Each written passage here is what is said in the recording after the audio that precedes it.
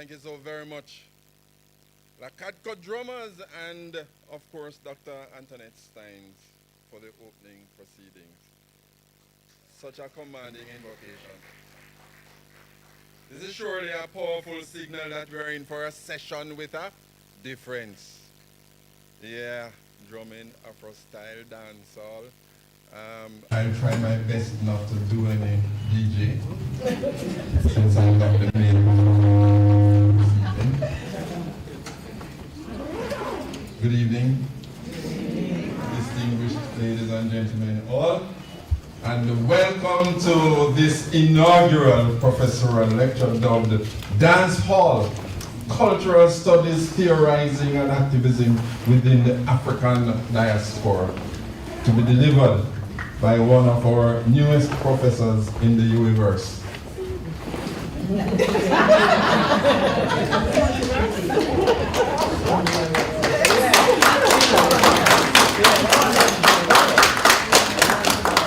My name is Patrick Prendergast, and I'm the director of the Caribbean School of Media and Communication. Most people call it CARIMAC, here at the University of the West Indies Mona campus. And I must tell you, I'm really, really happy. I am a friend and a colleague of the person mainly responsible for getting you all here this evening. The person who we are all here to, yes, celebrate her rise to the rank of professorship, rank of professor at this great UWI, but also to hear her expand on some of her consciously deep, reflexive, and unique perspectives on critical developments at the intersection of performance geography, human agency, and the socio-cultural and political economics of owning and developing an identity as displaced people scattered across the world. Ladies and gentlemen, Professor Sonjah Stanley Niaah.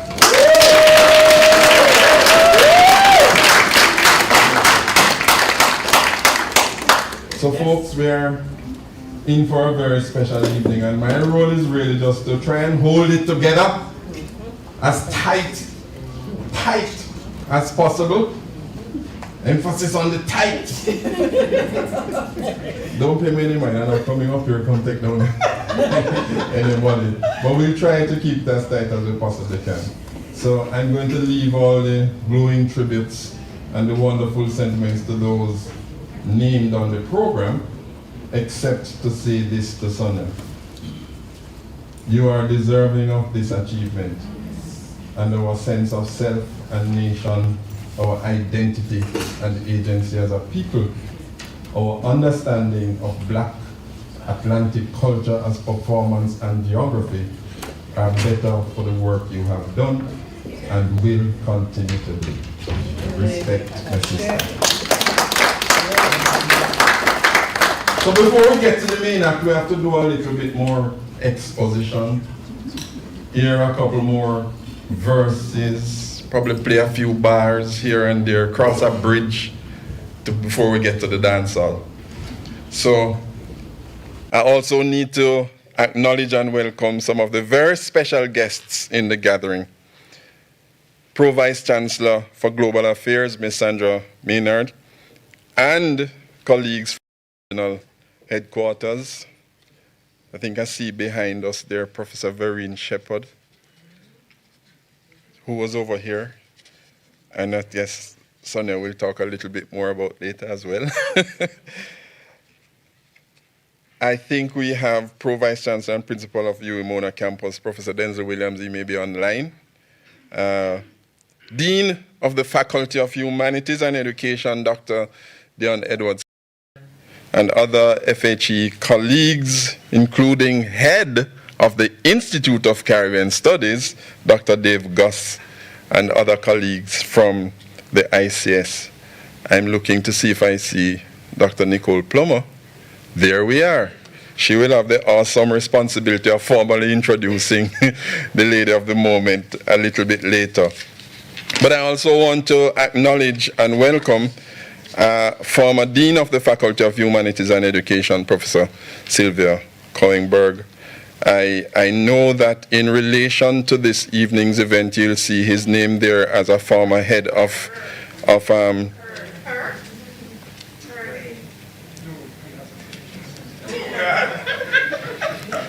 thank you very much, former Dean and former Principal, Mr. Joseph Pereira.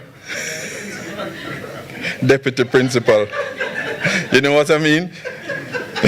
Dr. Kurt Henry, Director of African Caribbean Institute of Jamaica. Dr. Lucy Evans, Associate Professor, University of Leicester. Professor Julian Henriquez from the Department of Media, Communication and Cultural Studies, Goldsmiths University of London. And of course, Dr. Jelani Niaah, Senior Lecturer in the ICS. Other family members, see what I did that just now? Other family members, I understand that mommy is here, and sister, and other members of the family, and son. Z. Oh, only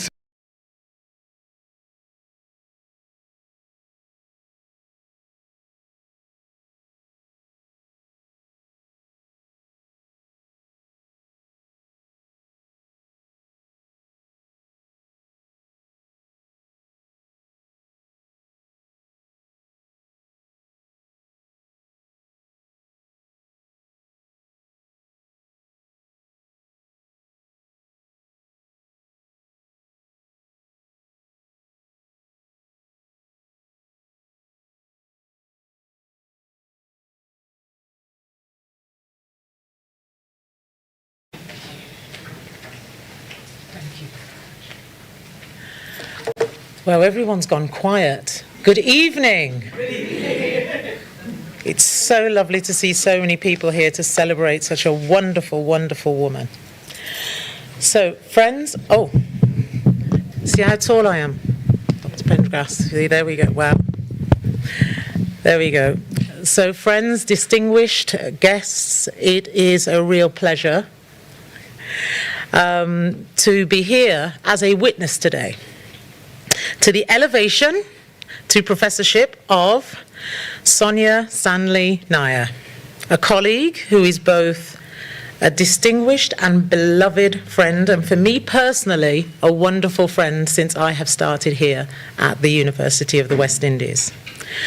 As a leading Caribbean voice in the field of cultural geography, her work has brought case studies of Caribbean popular culture and distinctly Caribbean innovative thinking into a global academic discourse. Here at the university, she has been an energetic, unifying, and creative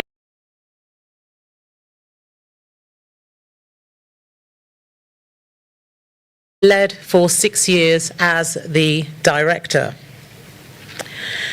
She then led as Deputy Dean in the Mona Faculty of Humanities and Education and is currently the Director of UWI's Regional Centre for Reparations and Research. She is indeed valued, as many of you here has experienced for many years, longer than I certainly have. But her presence in the UWI community is felt both across staff and students.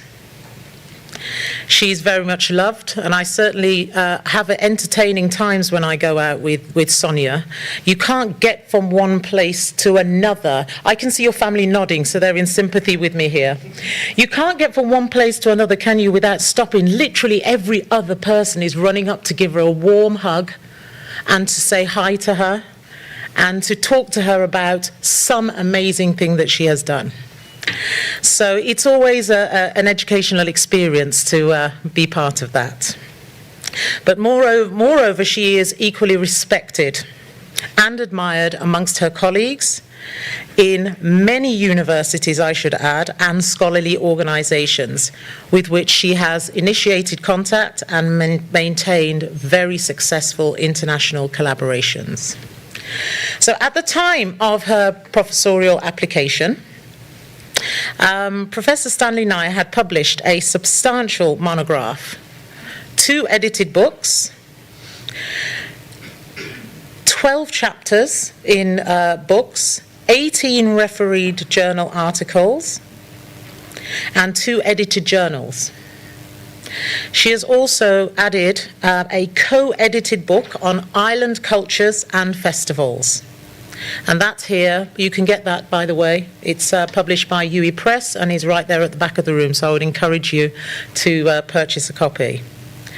So the mark of a truly dedicated scholar is her ability to maintain a steady output of publications. She has indeed done so since 2004, the year of the award of her doctorate.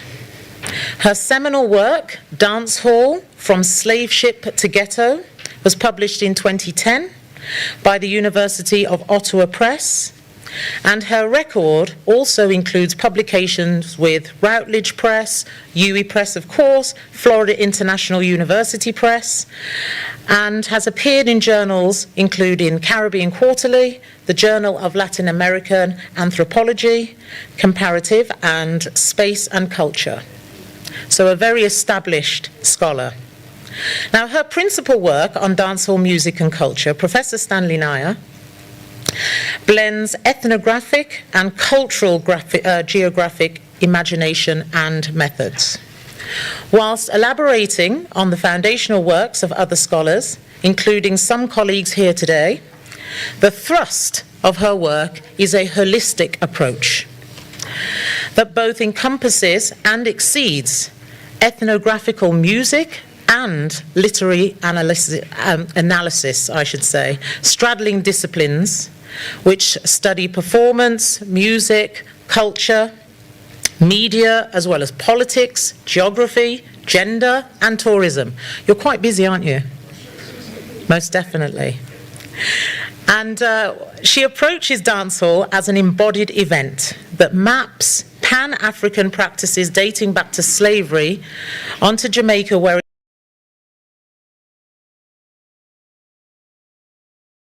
with national identity. She explores what is called boundarylessness, that's quite a word, and which has made dancehall into a global phenomenon. Her work include the actors, DJ, queens, dancers, contexts and spaces of dancehall, thus laying a real foundation for studying popular culture from the perspectives of movement, process and constant change. Now, her work raises crucial questions about Jamaican identity. She holds a research associate at Rhodes University, South Africa. She has served as a consultant on various projects, both local and internationally. Dr. Professor Stanley's contribution to the public as a cultural specialist is even stellar. She has been interviewed on local television stations, numerous radio stations, while making numerous public appearances at various cultural fora as judge, moderator, co-moderator, panelist, presenter, facilitator, or an interviewer. She has engaged public with some of the renowned players in the music and cultural industry, from the DJ masterclass David Radigan to singer. Also impressive with 10 scholarly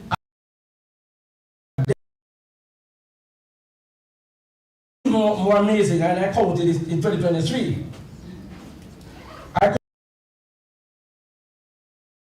Academic publication done locally and internationally. And that's the reason this evening we are inaugurating your professorship, Sonjah. Dr. Niaah's repertoire of referee publications and academic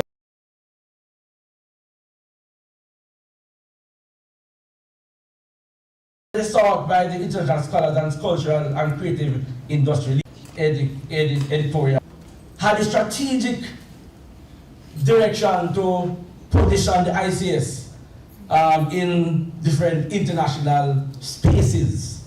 So you're talking about our friends in Birmingham City University, Goldsmith as well, and many others. And even today we get calls because of Sonjah's link with various international scholars. So given her impressive resume, which chronicles her publications, her work as an administrator, her contribution to the University of the West Indies, the Faculty of Humans and Education, the Institute of Caribbean Studies, and her work as a public intellectual and cultural studies, applied cultural studies and Caribbean cultural studies more broadly, we celebrate her this evening. She has earned the right to be promoted to the professorial rank. Sonjah, we love you, we congratulate you, and we wish you continued success.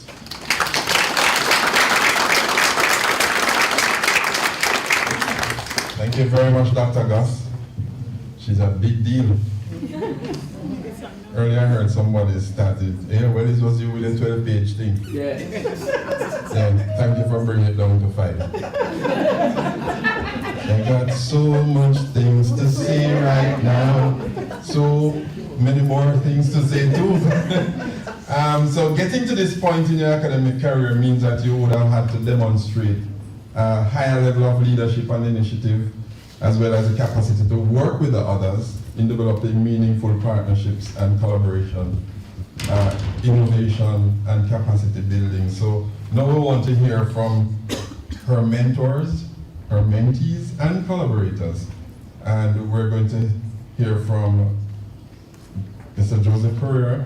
Then we're going to have 3 video inputs, very short, from Dr. Kurt Henry, Dr. Lucy Evans, Professor Julian Henriquez, and then we'll close out this section with Professor Sylvia Collingberg. Mr. Pereira.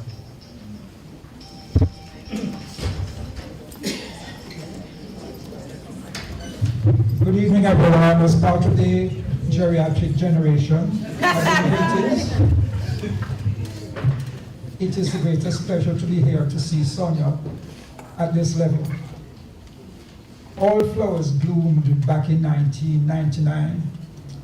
I can't remember everybody, strangely. I only thought there were 8 students who started this first program in cultural studies in the Institute of Caribbean Studies. I was supposed to be the coordinator. I knew nothing about cultural studies. But nobody questioned that I could go ahead and put on this course. The degree program started with a reading course in cultural studies. And we had some amazing students in that. Sonjah, of course, outstanding, and Jalani. And then there was Stephen Jennings, who was a pastor and wanted to look on Paul's epistles. There was Iman Black Davis, who was a footballer and wanted to deal with football. Well, Jalali wanted to deal with Rasta. Sonjah wanted to deal with dancehall. Kamau was also part of it. In fact, Kamau was the first graduate of the program because he took the MPhil. And he's here with us, and we're grateful for that. And then there was Maria Smith, who wanted to be with NDTC.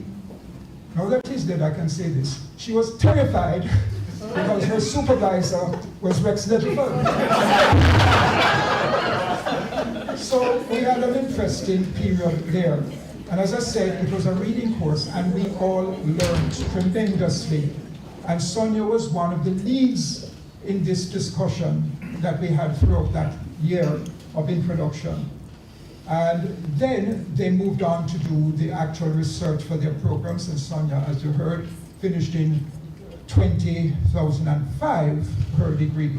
And she and joined the ICS in 2025. So 20 years of scholarship, of activism, tremendous record. And I'm really proud, as a fellow Montagonian, to say, well done. We are so proud of you. We are glad that you have achieved this, but more so that you have contributed so much to knowledge in an area that was so desperately needed in UWI, that is the field of cultural studies. We moved away from studying literature, no offense to literature, to language, no offense to the linguists, to history, no offense to the historians. But we were lacking a study of the culture of our society. Yes. And these pioneers have moved in those different directions to expand our knowledge, and they continue to do so day after day. And I really am proud and congratulate you. Thank you all.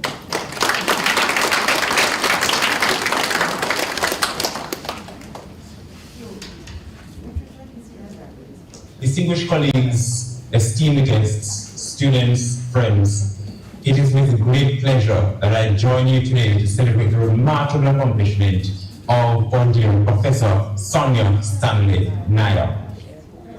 This occasion not only celebrates scholarly excellence, but also underscores the vital importance of critical engagement with cultural expressions that shape and reflect our collective identities within the African Caribbean experience. As director of the African Caribbean Institute of Jamaica World Bank, and of course a cultural studies thinker and a practitioner of one of our indigenous religions, I am privileged to witness firsthand how the intersections of culture, history, and activism serve as potent catalysts for social transformation. I wish to pay tribute to Professor Stanley Niaah, whose exemplary academic journey and unwavering dedication to scholarship have profoundly impacted my own path as a scholar. Professor Stanley Niaah has been more than my PhD supervisor. She has been my academic mentor, a spiritual guide whose trailblazing contributions to cultural studies, specifically dancehall scholarship, continues to inspire generations. Her pioneering work has not only expanded the boundaries of cultural theory, but has also championed the voices and expressions within the African diaspora. She embodies a spirit of intellectual curiosity, resilience, and innovation, all traits that are needed as young scholars within the Caribbean. I recall years ago, I stood before Professor Niaah, and I said to her, I want to be just like you. Her response to me was, be better than me. That, of course, has been my mantra throughout my professional journey. Now, as a colleague of Professor Stanley Niaah, her words and her example have permeated my role as the director of the African Caribbean Institute of Jamaica Bank, inspiring me to foster an environment of scholarly rigor, innovative research, and cultural activism.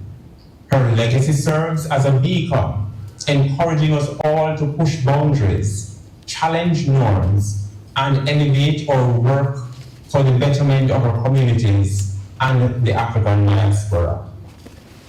As we gather to celebrate Professor Stanley Niaah, let us reflect on the transformative power of culture and the cultural activism, her exemplary qualities, and her influence beyond academia is a source of inspiration, not only to her colleagues, but also to her students, and of course, to her Reggae Hypers family. In closing, I express my deepest appreciation to Professor Stanley Niaah for all that she has done and for all that she continues to be. May her legacy continue to inspire us to aim higher, work harder, and contribute meaningfully to the rich tapestry of African and the Caribbean cultural activism. And above all, I wish for her long life, continued success as she works towards continuing the project of cultural activism in Jamaica and beyond.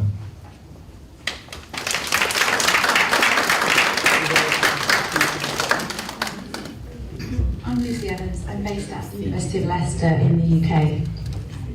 I've been working with Professor Sonjah Niaah for a number of years now on various international collaborative research projects, first on cultural representations of crime, then on gender-based violence and arts activism, and then more recently on prisons. We've also been working together for 6 years now as co-organisers of the University of the West Indies and University of Leicester International Summer School, which Sonjah hosted at the University of the West Indies Mona campus in 2022. So we've been working together for over a decade now, and it's been a pleasure to work with Sonjah. I've learned a lot from working with her, and I've also grown as a researcher through my collaborations with her. There are times in collaborative projects, particularly international collaborative projects, where things get challenging. Things get logistically challenging, bureaucratically challenging, and Sonjah's positive mindset and optimism was really crucial in getting us through some of those times, some of those difficult moments in collaborations. She's been such a great person to work with, and one of the other things that I've always really appreciated about Sonjah is her creative thinking and her ability to think across disciplines.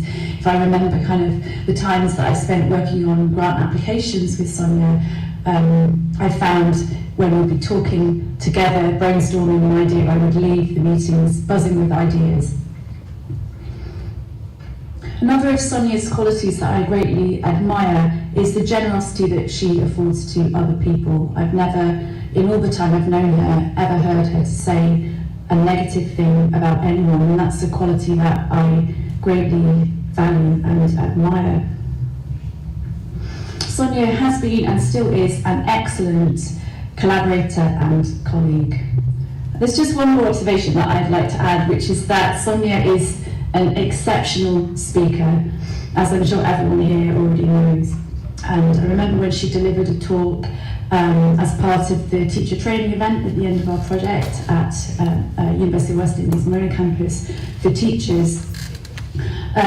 She absolutely lit up the room with the energy of her performance. It was one of the best lectures that I've ever seen. So Sonjah is an inspiration for me in so many ways, as I'm sure she is for other people as well. I'm delighted that she's been made professor, a title that's very well deserved, and it's an honour to be part of this event and to help to celebrate Sonjah's achievement.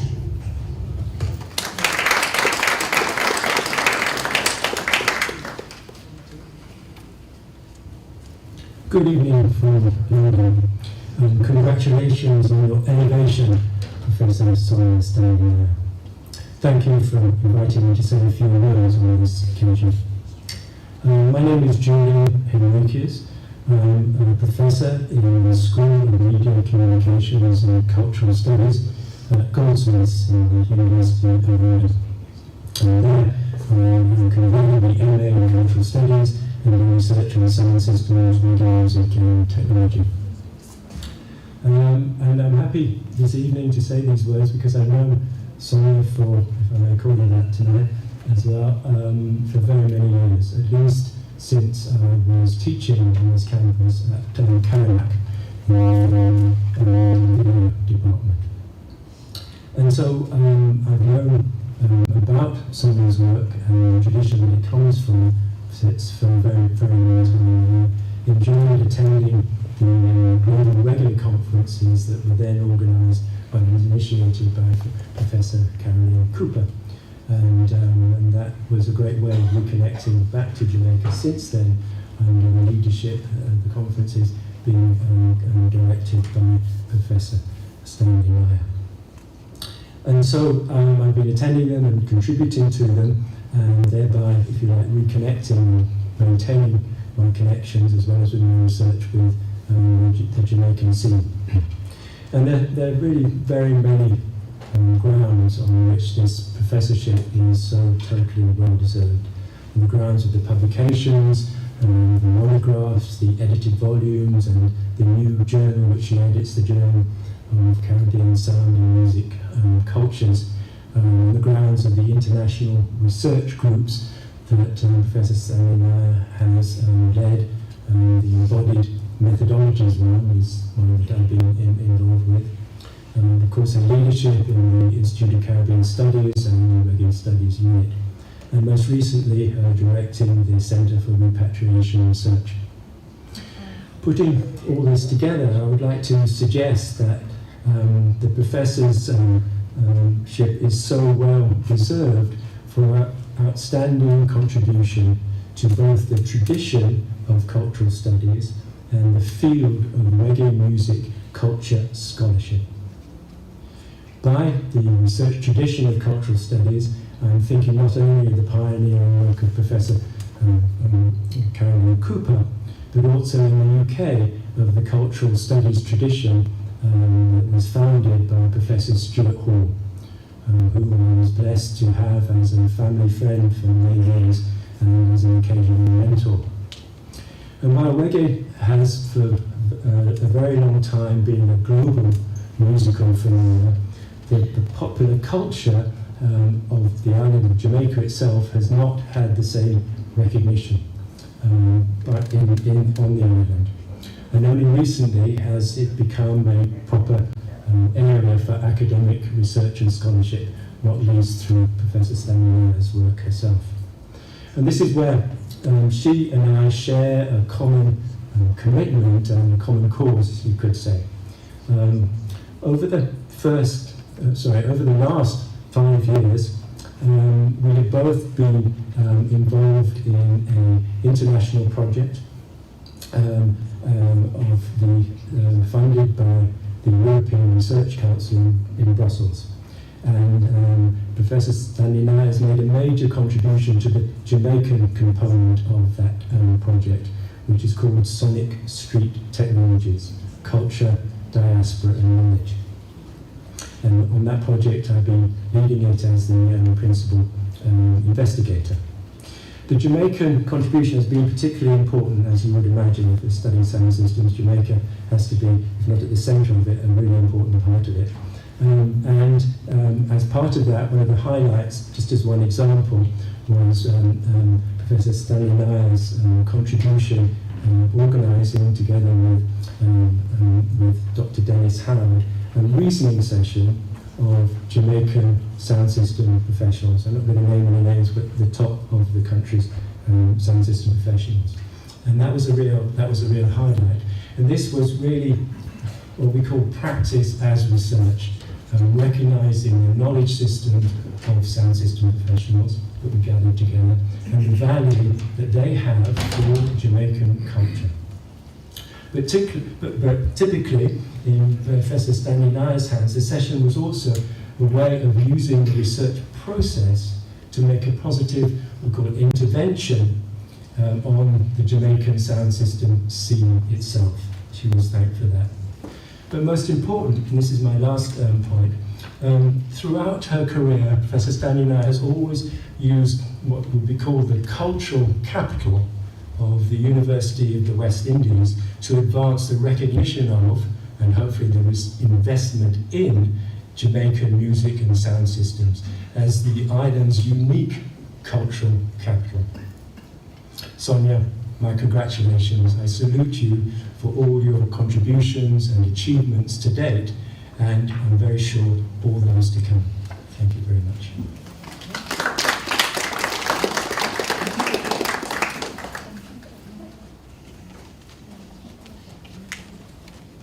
All right, how tall am I? Okay. Good afternoon, colleagues and friends, Sonjah and Sonjah's family. So, what does it take to achieve a professorship at the University of the West Indies? That was a question I had to answer when Sonjah Stanley Niaah, then doctor, submitted her application for professorship, and I was Dean of Faculty.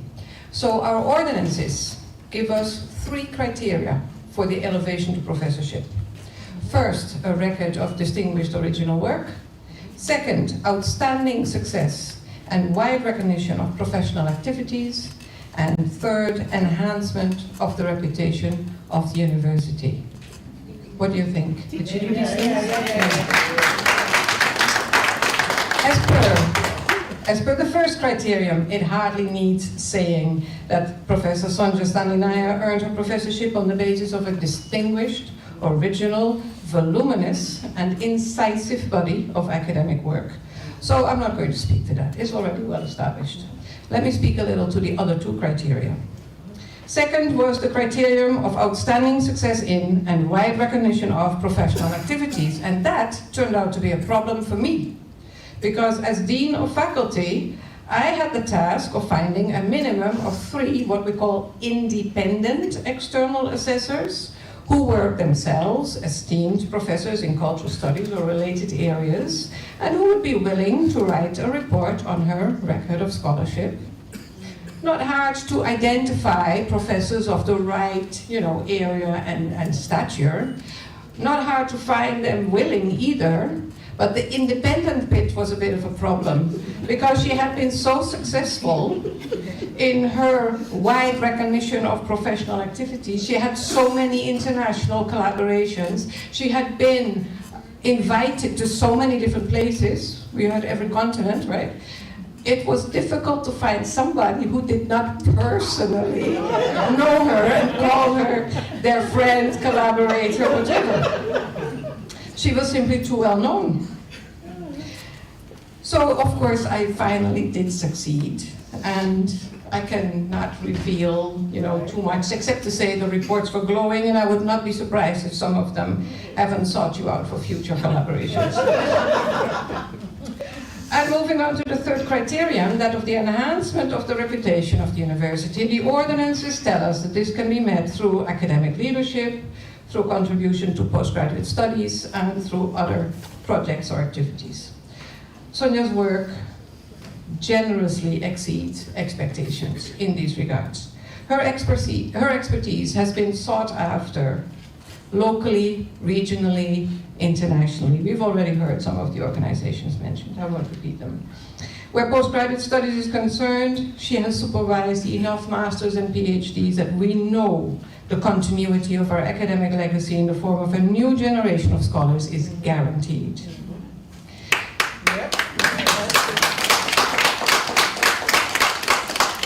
Finally, in the context of the University of the West Indies, leadership must also be judged in relation to its impact on the ground. Are we making a difference? Are we making the world a better place when it is more just, more equitable? Sonjah's scholarship and public appearances are part of a broader movement which includes other scholars of this institution, many here in this room, a movement which has pushed changing attitudes towards Jamaica's indigenous culture. Jamaica's unique standing in the world is largely the achievement of Afro-descended Jamaicans who built a complex culture from the ground up, which has become a towering presence on the global stage. We heard the year 1991 before. It's the year that I came to Jamaica, and I was shocked to find that that achievement was rejected by many Jamaicans not wishing to identify with what they called ghetto culture. A book like Sonjah's Dancehall from Slave Ship to Ghetto forcefully asserts the legitimate claim to that place on the global stage, making her the activist scholar that embodies the principles of this institution. Friends, we are here to celebrate the culture doctor, a woman who has well earned the accolade for which we are here today, a professorship in cultural studies at the University of the West Indies. I congratulate my colleague, my friend, eminent scholar, Sonjah Stanley Niaah, and I cannot wait to hear more from her.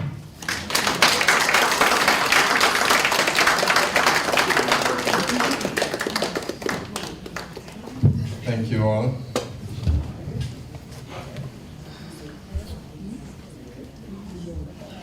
Let me just say before I continue that the internet was down just for a little, but happily we're back, and I want to apologize for that. But we're good to go. All of that is settled. I just also want to mention that I see a couple of persons whose names have come up in the presentation so far in the audience. Professor Caroline Cooper, Dr. Dennis Howard is to the back. Other students of Sonjah's in the space. Come on.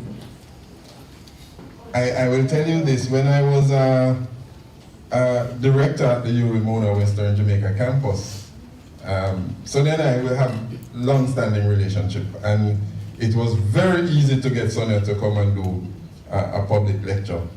But Sonjah also doesn't like to ride alone, so she's always bringing others, you know. So Dennis was with her at one point. Hugh Doves, good to see you. And the person who will actually introduce her, Nicole Plummer, interestingly, came to the Western Jamaica campus because I needed a history course. At that time, she was in the Department of History. Next thing I know, she came back to Kingston and ended up in the Institute of Caribbean Studies. But that's just the way it was. So we're always happy to be able to benefit, you know, as the city of Montego Bay, her hometown, and certainly the students out west. So thank you for being a true leader of the university and the academy. Now, as we draw closer to hearing from the star of tonight's show, we're going to have a two-part introduction. I know Dr. Nicole Plummer is ready. She's lecturing the Institute of Caribbean Studies. She will do the honors of bringing onto the main stage Professor Stanley Niaah, but just before that, we want them to just run the track that will give a snapshot of her career path so far. And then she's the first PhD in cultural studies at the University of the West Indies and the first lecturer in cultural studies there. I don't know about you, but I really feel like singing the Rastaman vibration. She's a graduate of Stanley, and as a university, she's also a Institute of Caribbean Studies and is a graduate of the Center for Research. And cosmopolitan. Her name is Dr. Sonjah Stanley Niaah. AKA the culture doctor. And this is her story. My father was a policeman and he worked at events like Sunsplash. I see. So Reggae Sunsplash becomes something of a legendary thing in my experience because my parents one year got it into their brain that they needed to have a stall and sell food. And so my uncle and the whole family, his children, and at this point I'm like 13, right? High school. So we were children at Sunsplash. I am a culture doctor. From Montego Bay to Kingston, from the dance hall to global stages, Professor Sonjah Stanley Niaah has spent her life illuminating the cultural worlds that shape us. I knew that I was interested in teaching. 9. Yeah, man, we used to go home from school at 6 and 7 and go home and play school in the backyard with the hibiscus bush. It's the pride and the passport that gives us the temerity to insert ourselves wherever we are in the world as these, proud people, proud black people. I had become interested in the politics of being human. Geography and culture, they became so intertwined in my consciousness. And I remember thinking about, just native peoples. I would see them dancing in ceremonies. I then became attuned to First Nations peoples, then started looking at them also in places like Australia. I think there's something in me that connects primarily with First Nations peoples and their own concerns, how much their indigenous knowledge systems have been trampled, have been disrespected. But certainly those knowledge systems are the very ones that we need to be grappling with today as we try to care again or relearn how to care for Mother Earth. She's a scholar who listens closely to the pulse of the people, a researcher who sees art not as entertainment alone, but as knowledge, philosophy, and social memory. A cultural theorist who insists that popular culture deserves rigorous study and global respect. Reggae has gone to all parts of the world, inspiring people because of the very soul of the music, and that soul has to do with an entire history of hardship, of oppression, of rebellion, of enslavement. Her work has transformed how the Caribbean understands itself through dancehall studies, performance research, and cultural analysis. She has given voice to communities often overlooked, misunderstood, or dismissed. Decades, she has carved out space for our stories, for creativity, and our identities to be heard. When you think about dancehall 30 years ago, 20 years ago, in December, you would have seen 30 different stage shows, sometimes 19. Now we're down to perhaps 3. When you think about December, coming from the days of slavery, there were celebrations at Christmas. These stage shows are a natural outgrowth of our celebrations at Christmas time. In media interviews, documentaries, community conversations, and international forums, she bridges scholarship and everyday life, making complex ideas accessible, relatable, and resonant. Jamaica is no longer going to be the capital of reggae or dancehall, and I've been warning people about that. When you want to go to shows, it's in Europe, it's in the United States, California, and so on. We have to invest in us, and I've been telling people in the music business, there's nobody from outside of Jamaica who's going to come and save you. Sonjah Stanley Niaah teaches at the UWI. Her leadership has shaped institutions and inspired generations of students, artists, researchers, and cultural workers. She has championed the humanities, championed the Caribbean, and championed the value of our lived experiences. Today, we honor not only her achievements, but her courage. I tell my students all the time in the classroom, know about your culture before you know about anybody else's culture. The courage to study what others ignored, to challenge narratives that constrain us, and to document the brilliance of a people who continue to create against all odds. Tonight, we celebrate a visionary, a cultural guardian, a daughter of Jamaican soil whose scholarship has traveled the world. Professor Sonjah Stanley Niaah, your work has shifted the landscape, your voice has changed conversation, and your legacy continues to dance across generations. Do the historical work, learn enough so that you can become a master of what it is you do here, and be able to share that with the rest of the world. And this project was in the making long before I finished my PhD in 2004.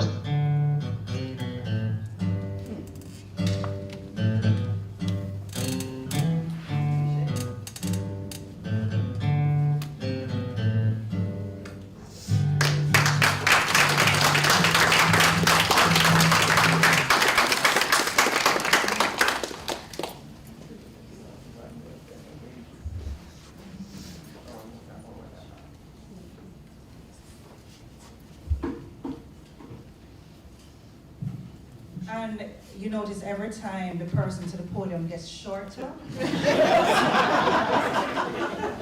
until the real tall person gets here.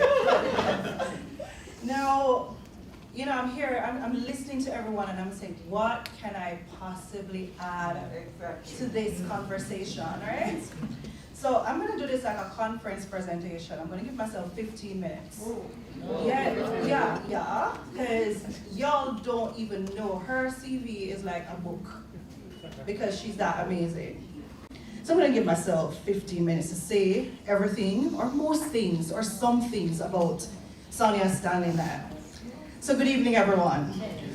Family, friends, colleagues of Professor Sonjah Stanley Niaah, specially invited guests, and special shout out to the Reggae Hikers Massive. Reggae Hikers Massive, show your hands. All right. Have to do it in dancehall with shout out to the Massive, right?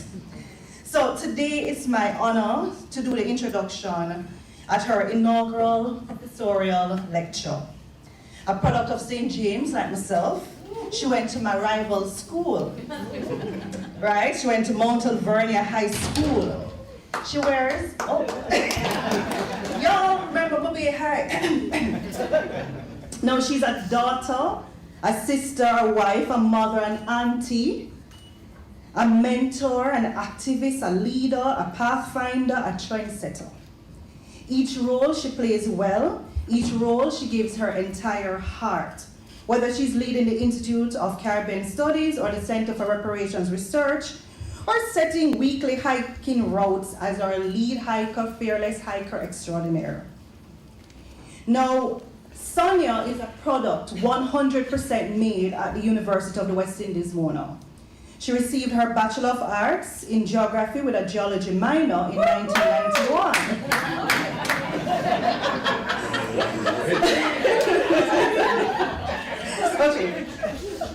From there, she received her diploma in sociology with a social psychology concentration in 1997. In 2004, she received her PhD in cultural studies from my place, the Institute of Caribbean Studies. Possessed of a curious, strategic, and eclectic mind, she has received training in transformational leadership, leadership development, organizational transformation and facilitation, reshaping cultural policies for the promotion of fundamental freedoms and diversity of cultural expressions and creative writing. So y'all know there's some like novels out there on the horizon, right? So Sonjah's area of interest and academic specialization are varied, and yet they are bound together through her activist intentions and her aim to make a difference. Over the years, she has advanced knowledge and published prodigiously in the following areas: expressive cultures, festival geographies and economies, cultural studies, popular culture, cultural and creative industries, and crimes of the state. She and I, we work very closely together on crimes of the state. Now, amongst her publications is her seminal book. Yes, seminal, because you can't be doing cultural studies of the Caribbean without actually using this book. Dancehall, From Slave Ship to Ghetto, African and Diaspora Cultural Studies series, published by the University of Ottawa, and it is still considered seminal work. Now, she has edited 3 books. Mind you, she's probably doing more, under the quiet. We're not quite sure yet, but we know they're coming up. So we're looking at Island Cultures and Festivals, a Creative Ecosystem, Dancehall Insecurities, Perspectives on Creative Life in Jamaica, Dancehall, a reader on Jamaican music and culture. Now, she's edited 2 journal collections. Now, one of them of Sacred Crossroads, Cultural Studies and the Sacred, which was a special issue of Open Cultural Studies, and Broader Than Broadway, Caribbean Perspectives on Producing Celebrity, which was a special culture of Wada Bagay, I'm assuming a journal of the Caribbean and its diaspora. Now, she has published over 15 chapters in books, 20 journal articles, and 12 non-refereed, research-based scholarly publications. She does not sit on her laurels. Sonjah has several books, edited collections, journals, and book chapters forthcoming. She's been involved in several projects, from Islands in the Stream, climate-related disasters and rhythms of the Caribbean music scene. She's a project advisor on that. She's also done work on prisons, drugs, and mental health, which is an interdisciplinary global study, development of a Jamaican sound system genealogy as part of the Sonic Street Technologies, Reggae Innovation and Sound System Culture, representing gender-based violence, literature performance and activism in the Anglophone Caribbean with the University of Leicester, Creative Caribbean, Festival and Carnivals Accelerator, value of the Jamaican entertainment sector and capacity building, entertainment prohibition in the Americas, Africa on stage, cities of performance. Now she has worn several hats at the University of the West Indies. She started her career as teaching assistant, then moved to part-time lecturer, senior lecturer, director of the Institute of Caribbean Studies, deputy dean, marketing and resource mobilization of the Faculty of Humanities, director for Center of Reparations Research, and interim director of Indigenous and Maroon Studies Institute. And now, of course, professor of cultural studies. Now let's look at her achievements wearing these different hats. Now as director, most recently director of the Center of Reparations Research, she has achieved cumulative grant funding awards for projects and scholarship in the capacity of project lead, country lead, co-investigator, collaborator, or even coordinator to the tune, listen to this now everyone, $2.7 billion. Damn. Right, from entities including the European Union, the Wellcome Trust, the European Research Council, the Organization of African, Caribbean, Pacific States, Caribbean Development Bank, Arts and Humanities Research Council, Tourism Enhancement Fund, Repair Campaign, amongst others. Just rub shoulders with her, some of that money might rub off on you. Now, she also worked on and received approval for the establishment of the Maroons Institute, African and Indigenous, in May 2025. She launched the One UWI Reparatory Justice Research Cluster for expansion of collaborative research, projects, publications, and advocacy on reparatory justice in the Caribbean. This was in January 2025.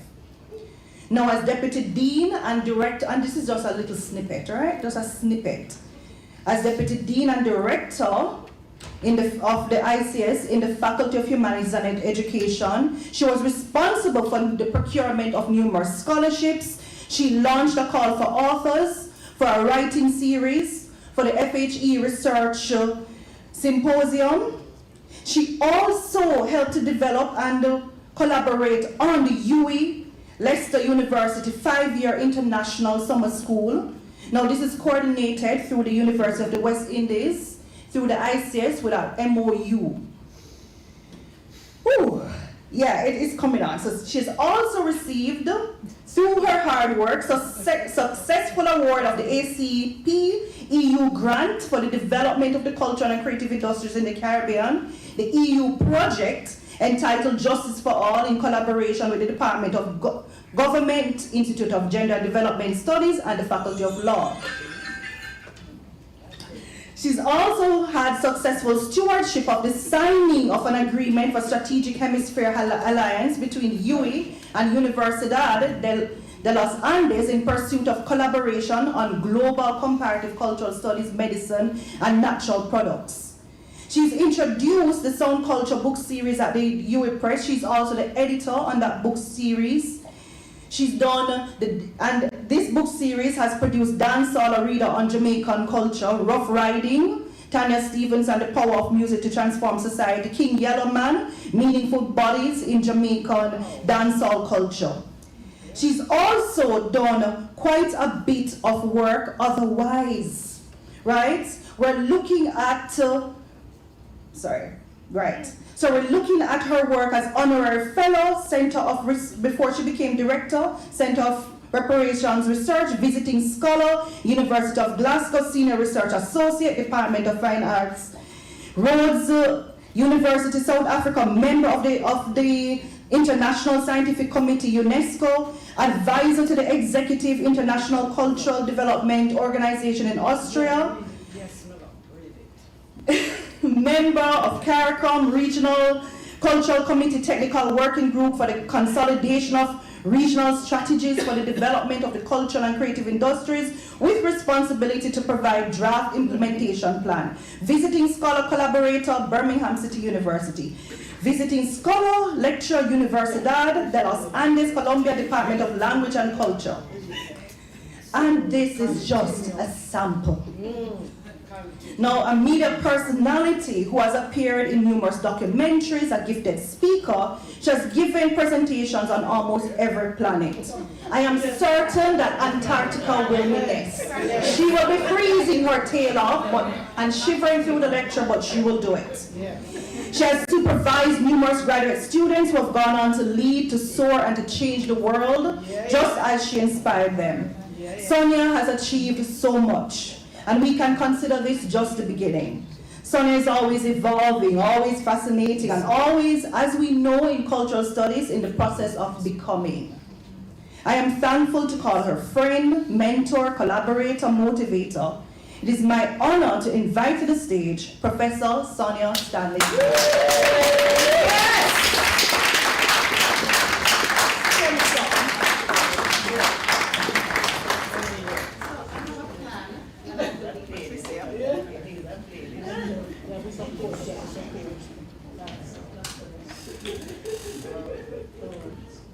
Maybe I'm going to get a little excited and hot. So as people are coming in.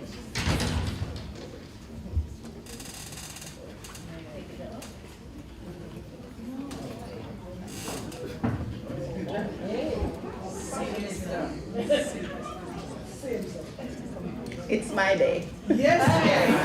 Yes. So the first thing I want to do is to thank all of you for being here, for coming out, for turning out, because my voice is actually going to get a little louder, so I don't want the mic any further. I want to thank everyone for being here. It is a milestone moment for me. And you know, those of you who know me know that, you know, I don't even take a compliment well. I tend to gloss over all kinds of things in my own life and just, moving right along, busy, busy, busy. But this one, You're here. I'm pausing with this one.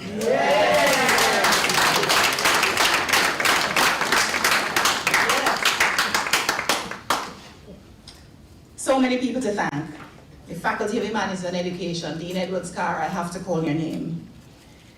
The Mona Campus Principal, the Office of Administration, RHQ, Susheta Stevenson and Nicole McFarlane from the faculty, the Center for Reparation Research staff, Niaah Morris and Tricia Osborne. To all my teachers, living and those who have departed, there is always something left in you as a student.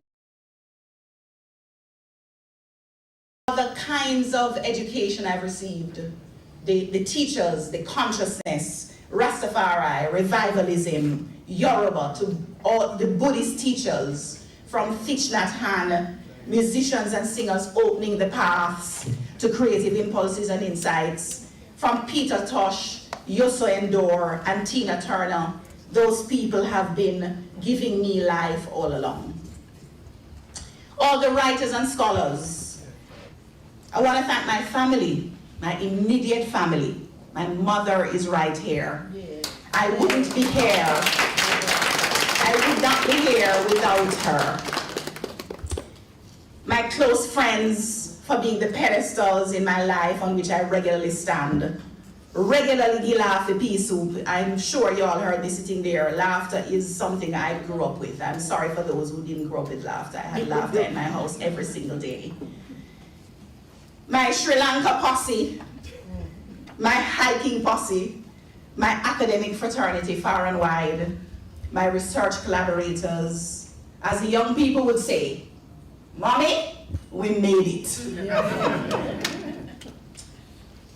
So I really want to, just with humility, say a big thank you. Welcome, everybody.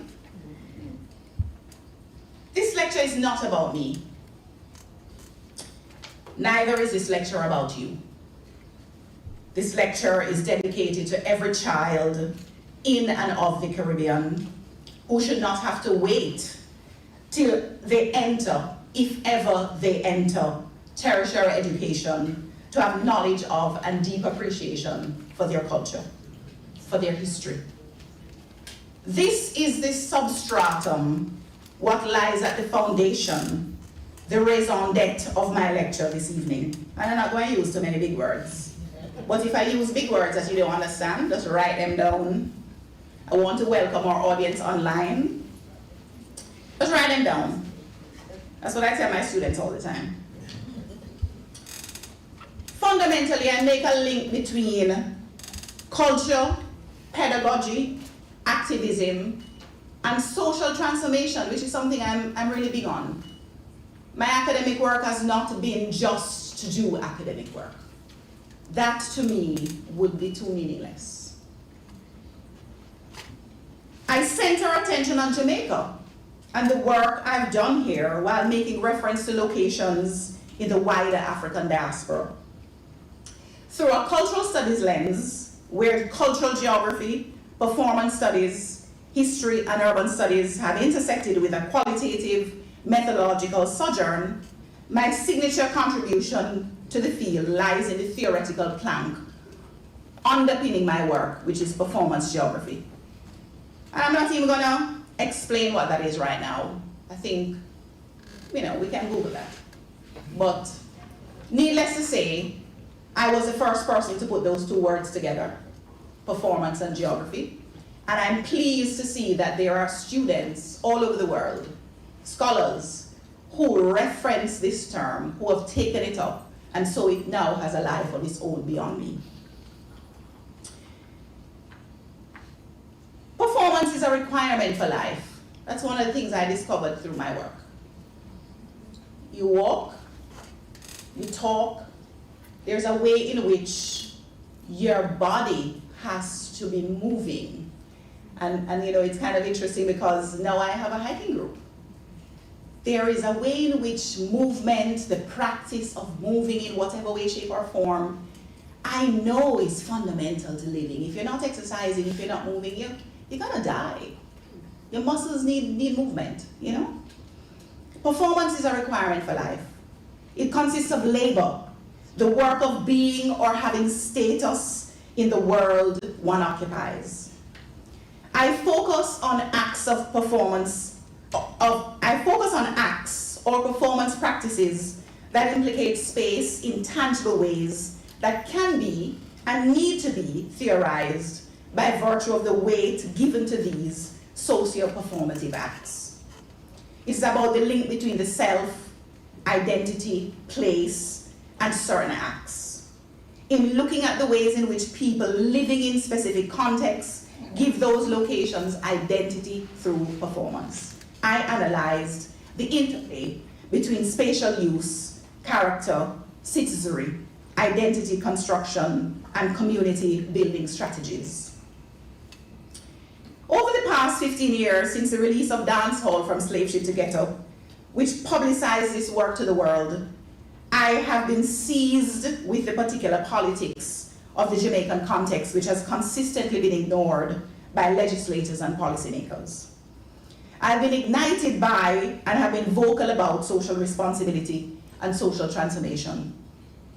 This lecture is as much about positioning the theoretical as it is about the practical measures needed for this transformation.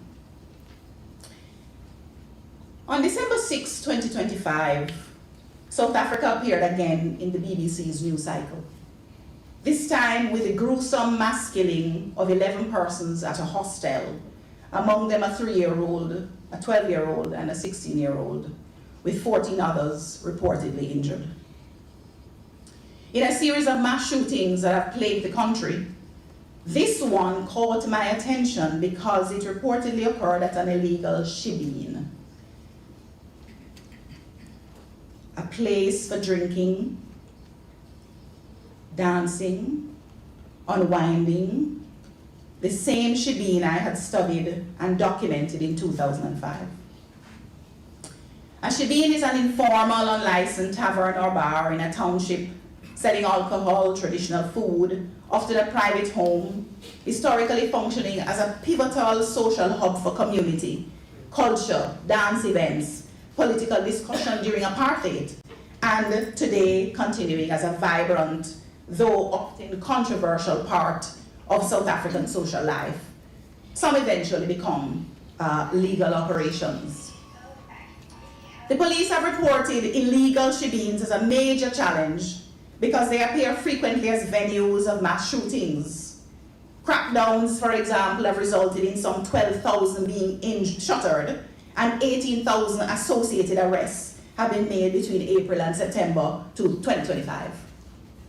In the period 2023 to 2024, 45 persons per 100,000 deaths occurred in South Africa, making it one of the most murderous places on the planet, according to the UN Office on Drugs and Crime. Shebeens are essentially pubs or bars, spaces around which ordinary folk unwind, eat, break bread, lay their troubles down, consume music, and yes, there's a link being made between cultural activity of the ordinary folk, social disorder, crime, in this case, especially murders. By now, there should be light bulbs going off in your minds, as there are profound parallels here with multiple sites then and now. It may not be the number of deaths or the specific country. However, we could easily be talking about blues venues in the American South around 1915, blues dance or blues party venues at unlicensed Black British music spaces in 1963, or Jamaica at any moment since the 1960s, right into the 80s, but especially since the 1990s. What is crucial in the South African, Jamaican, and other cases is that the emphasis of reporting and attempts to address the problem are usually centered on the symptoms.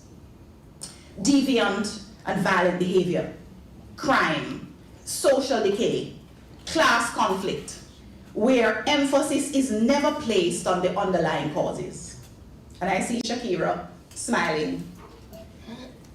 Symptoms such as gruesome violence around socioculturally relevant spaces require deeper examination.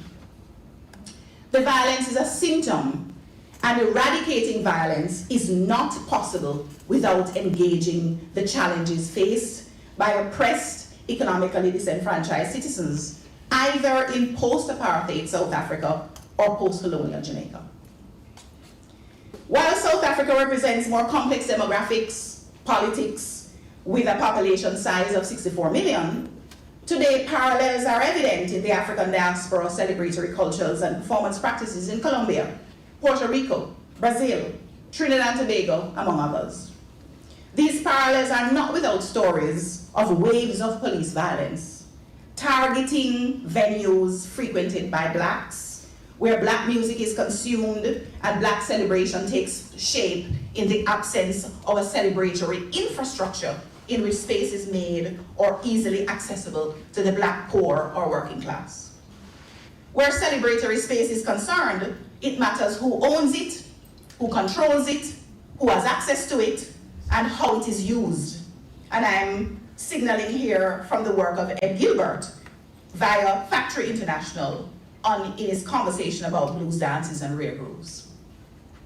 Like the activists surrounding South African shebeens with music from South African jazz, like the activities surrounding South African shebeens with music from South African jazz to Kwaito and today Amapiano, Barbara Browning's comments on Brazil showed clearly that African-derived performance practices such as samba were considered infectious rhythms, considered in terms of diseases such as the AIDS pandemic, in need of containment, in need of force, in need of elimination. Key features of the Black Atlantic performance geographies I have chronicled. Evidence of such elimination is found across the spectrum of African aesthetics, whether in the form of dance, drumming, or spirituality, which were banned and regulated in deadly ways. We had to start with the drums, precisely because of this reason. Notably, the politics of celebration, especially noise, within the African diaspora, from jazz and the blues to calypso, pasino, grime, and dancehall, has been documented by writers beyond Browning, such as Trisha Rose, Martis, and Scruggs, among others.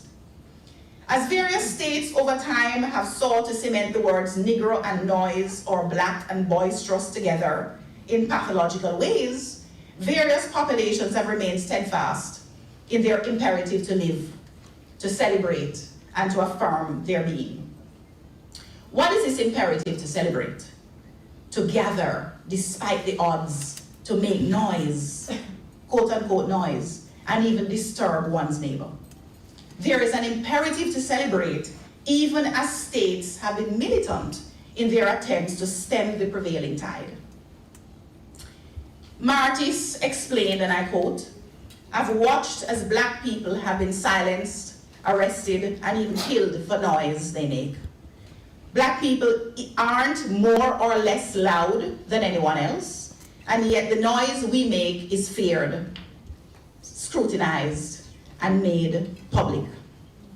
Understanding why there's such a sensitivity and fear of black noise is a complex and intricate question that doesn't supply a simple answer," end of quote. Closer to home, the debate in Kingston, according to Scruggs, is similar to those, and I quote, "that have erupted in New York and New Orleans over the rights of street musicians and dancers to perform in public space," end of quote. However, less recently, with a focus on the period of the 1960s, the same kind of animosity was noticed between those entertainers and the broader populations, and in particular the state. Killing music in the city can be said to have been a sort of aim for some time, which continues today inside more contemporary musical populations, such as the grime generation. An African diasporic perspective therefore reveals common genetic ties around celebration, sound, and suppression. And I've talked quite extensively in the public about sound and suppression and the historical bases, the examples from the plantation where events that took place in shrubs, temporary locations made for these events, and then demolished right after, showing that there was literally no space made for entertainment, but space made by those people who desired entertainment, who desired celebration.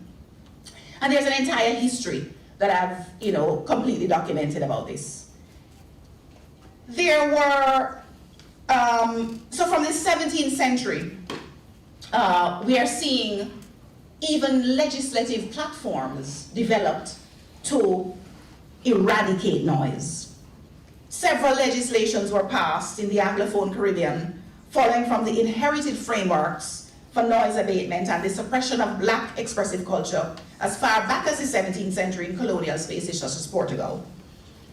And a sample of the legislative platforms will show you that it wasn't even noise that was only being targeted, because spiritual practices were being targeted.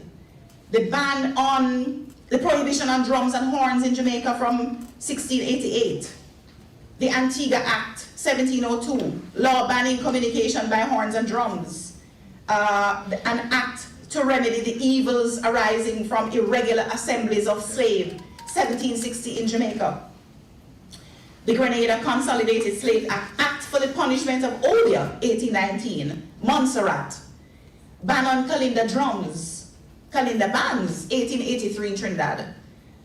Even the medical law, Shakerism Prohibition Ordinance, 1912 in St. Vincent, Shouters Prohibition Ordinance, 1917 in Trinidad and Tobago, right across the Caribbean, coming up to 1997, for example, in Jamaica, with the Noise Abatement Act. So the legislative instruments from the 1600s to the 1900s were largely preoccupied with regulating African sound and expression, African life, specifically the drum, horns, and spiritual practices such as obeah. It should be noted that these laws were part of a systematic approach to branding blacks as criminals, whether in the context of their religious practice, entertainment traditions, or forms of gathering. I contend that scholarship on Caribbean cultural traditions provide a map of eradication attempted by the colonizers. And Boas, Goss, O'Neill, Patton, Matthews and Robinson, Alexander, all point to a carefully woven infrastructure geared at regulating African life and expressive culture, analyzable in a context of understanding crimes of the state. So what did cultural studies teach me about dance hall and this entire history that I'm sharing with you? I want to examine this, the way in which those who make noise are casted as criminals in the larger national imaginary, which has its antecedents in the colonial structures, including platforms I've just named, but which have used vagrancy, lunacy, assembly, loitering, and noise as platforms for isolation, disparagement, and prosecution. All pirates, yes, they rob I. Rob I of the planks on which I stand to worship, sing and dance, make music and honor my ancestors.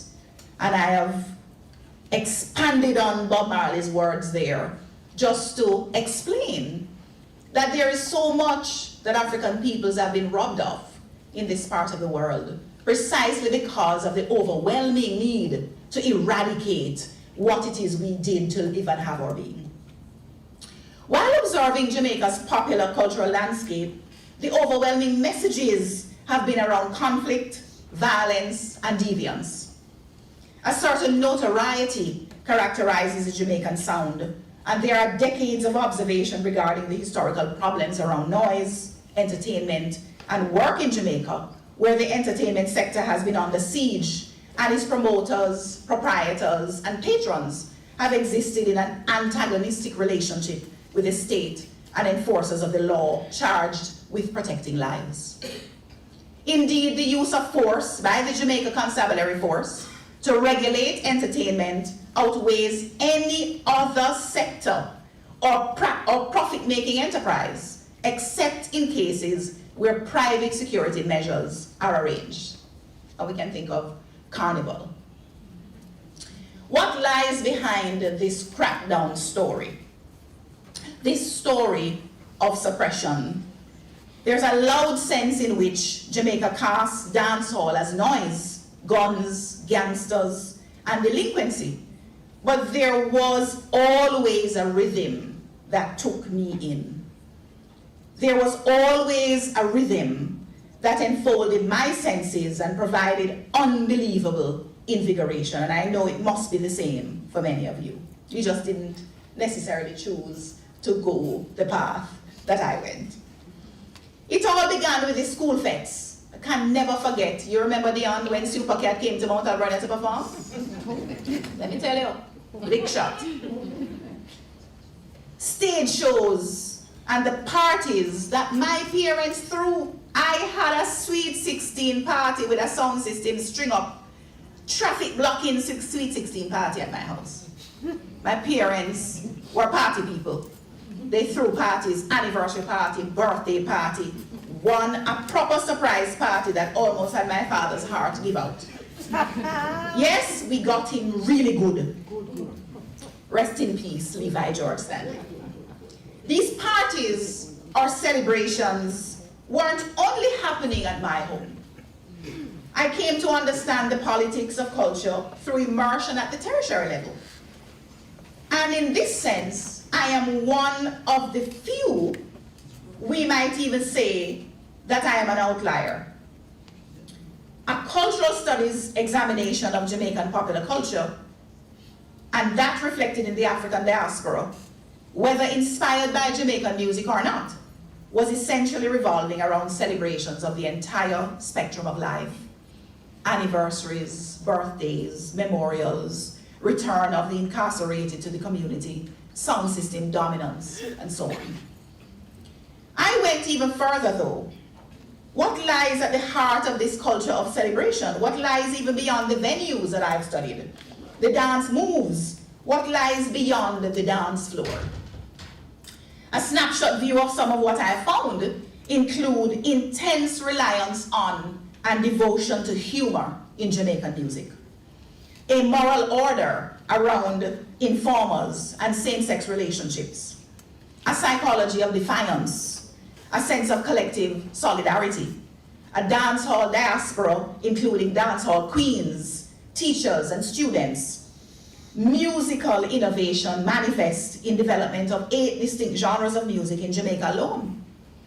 A sound system technoverse, an arena where technologies of feeling and freedom reside.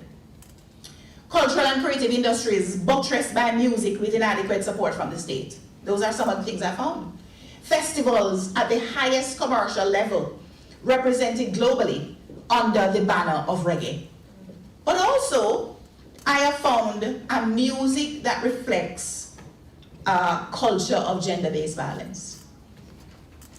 There are 2 distinct levels at which my work has been activist in nature. I couldn't just tuck myself away behind the walls of the university to write, not in the current social context in which I live. I've made contributions to policy dialogues and documents, research and reform, engage in advocacy around crime, rehabilitation, and prison reform, as well as advocacy around gender-based violence within and outside the academy, which expanded into partnerships, some of which you have already heard. Most of all, I found a society that has been speaking through its music to the powers that be about challenges, about survival, about resilience, about the need for support, but they are not listening. Instead, they treat the symptoms as problems and refuse to engage the very actors in social and behavioral transformation. In the context of the work I've undertaken, I will speak briefly to a few of the elements I found and then center attention on sort of where we go, a bit of imagining that I'm inviting you to do with me. So what can we say about the cultural capital, nation branding, and entertainment in this context? The mindset shift required to read culture as a script, as news, as chronicles of social evolution came from sustained observation. I want to highlight a few key elements inextricably linked in dancehall culture that lie beyond comprehension through the eyes. They are beyond the dance floor, but circulate on and around with the bodies that grope for celebration as a source of restoration, of spirit traveling, of innovation, of collective solidarity, and even of psychic transcendence. They are beyond the dance floor as both manifestations and sources of power. Ritual elements. I've documented the way in which dancehall can be read as ritual and spectacle. And these ritual elements become apparent in the unfolding of events. Not only are there observable patterns of preparation for attendees, promoters, but there's a collective solidarity beyond the dance floor. Elements such as the consumption of alcoholic beverages and cannabis around heavily staccato-driven music produce a sort of psychic transcendence where dancehall participants noticeably reveal other sides of themselves. I remember when I interviewed Carleen, the dancehall queen, and she was very clear, Stacy, the dancehall queen back then, both very clear that they would enter into different sides of themselves in performance in a dance hall. This psychic transcendence has sort of fascinated me. A dance floor easily becomes an arena for acrobatic or gymnastic displays when improvisation is fueled by substances consumed. But what is behind that? In this sense, bodies are sometimes overtaken by ancestral spirits who seek to bring messages or forms of expression through performers on the contemporary dance floors. It was Kamal Brathwaite who reminded us that the bodies on the contemporary dance floors are performing a ritual in memory of the Middle Passage experience. I take that very, very seriously. When one acknowledges that Africa lives in the diaspora through melanated peoples and their spiritual and performance practices, it is easy to comprehend collective bonds that persist despite differences such as language, age, sexuality, or color. We see a lot of people coming to Jamaica. Some of them don't even speak English, they speak Jamaican. The Japanese, for example. That would seem to separate, all of these things that would seem to separate people when the music stops playing or a dance floor is invisible. Along the journey to the so-called New World across the Middle Passage, the enslaved were forced to dance to arrive, but this vital role played by and through dance was soon minimized when Eurocentered ideals were applied to the spiritual and performance traditions actively suppressed through legislation. But how have these spirits survived? In the face of touring legislative instruments of suppression, creative expression gave way to new religions, musical genres, even new instruments. For example, the steel pan or steel drums were born from immediate predecessors of frying pans, dustbin lids, and oil drums. The stage on which performances take place in African diasporic spaces such as Jamaica are often marginal, temporary, policed, yet also vibrant, unbounded, and bountiful. Surviving suppression has required a sort of science of psychic transformation and collective solidarity. Here I do not speak in a positivistic sense, nor do I invoke experimentation or objectivity. I place science in inverted commas because I am not referring to a Western construct. When we invoke this science, in Jamaican, it is rendered vocally as science, referring to indigenous Afro-Caribbean knowledge and spiritual sensibilities, including divination and the casting of spells. These indigenous knowledges are inherent in ritual and bodily acts of the African diaspora. And this presentation therefore turns the Western notion of science on its head to articulate another science that inheres in the everyday, the quotidian expressive arts of the Caribbean, and which has umbilical links to West and Central Africa. And I really want to thank Professor Maureen Warner-Lewis. It is her work that centers us inside of the understanding of the West and Central African continuities in the context of Jamaica. What is seen using the 19th century as a backdrop, I seek to map a trajectory of suppression of African and African-derived indigenous Caribbean religions, celebrations, and ritual within this science, within which this science has endured. What is seen as Black suppression is analyzed using an interdisciplinary comparative cultural studies lens. Epistemological hierarchies entrenched in positivism are reinterpreted here using the trope of science, a term describing the process by which one casts a spell or bad luck, justice-making practices, or spiritual healing, in which life is often intertwined with the afterlife and the spirits that live there. Sciencing is therefore used to represent a pervasive system of ritual acts, acts of resistance, and acts of living through sacred and secular arts in the Caribbean.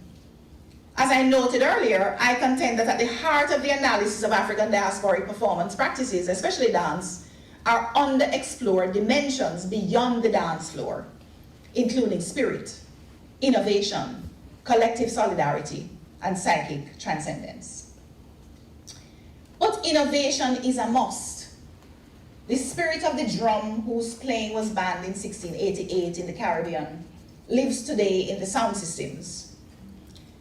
These reverberate at the heart of secular and sacred celebratory practices, whether rituals commemorating the life or death of an individual, sound systems, or towers of speakers with amplified sound, channel music through the bodies of celebrants, night after night, after night after night, and sometimes day after day after day.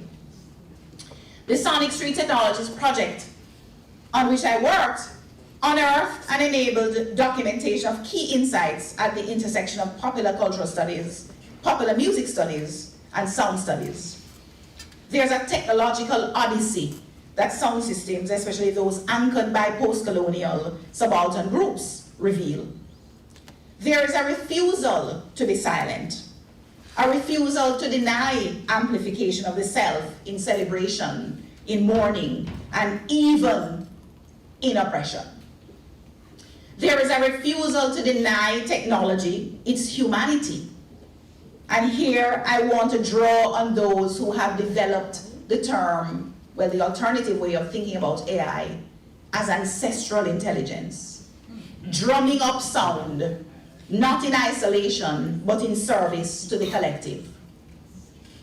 Innovations from Hedley Jones in the 1940s to less visible actors such as Lloyd Daly in the 1950s and 60s, and the tech evolution that occasioned democratization of production and selecting using laptops instead of turntables and ready-made speakers instead of sound boxes.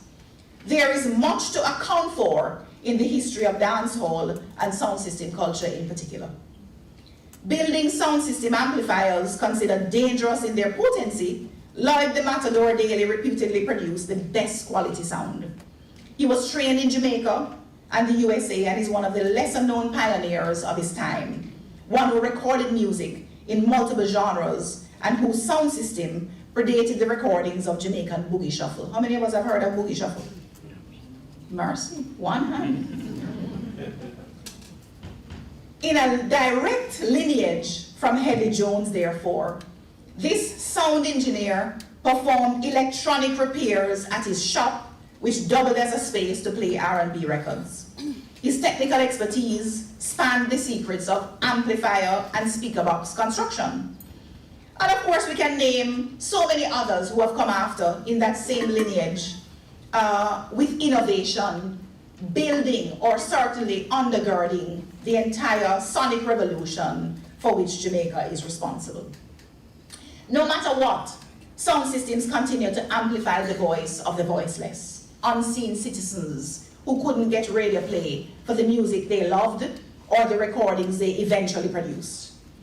Whether this suppression came during the plantation era or more recently through legislation enacted as a result of the external shocks, such as the COVID-19 pandemic and Disaster Risk Management Act amendments, music and celebration have been the expressive response in the face of colonial and post-colonial lawmakers. Thank you, Niaah.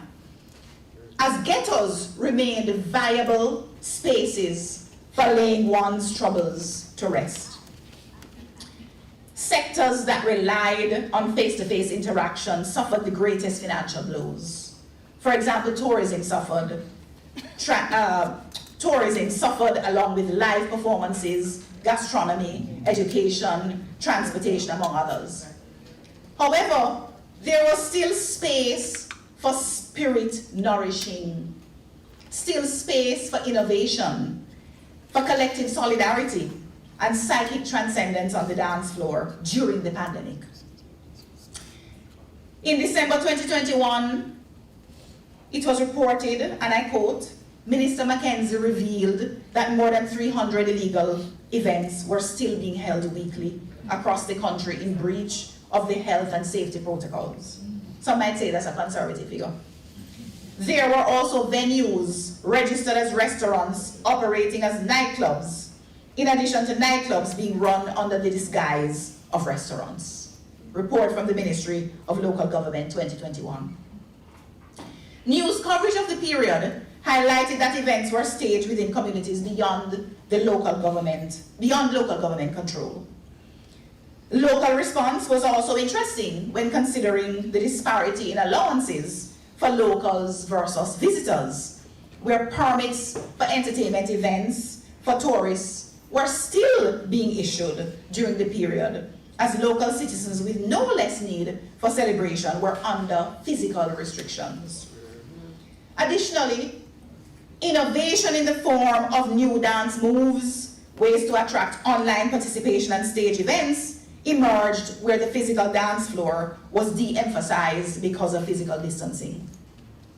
Highly commercial festivals such as Sumfest were staged online. Dance challenges proliferated on platforms such as Instagram, and dancehall featured prominently in the Versus Clash created by Timbaland and Swiss Beats. The Versus Clashes, of course, became a global phenomenon in no small way when dancehall's longtime rivaling artists Bounty Killer and Beenie Man clashed in a live broadcast on May 23, 2020. Legendary clash. The event crashed the Instagram Live platform as upwards of 500,000 participants logged on. Cumulative viewing figures are in the millions today across multiple platforms.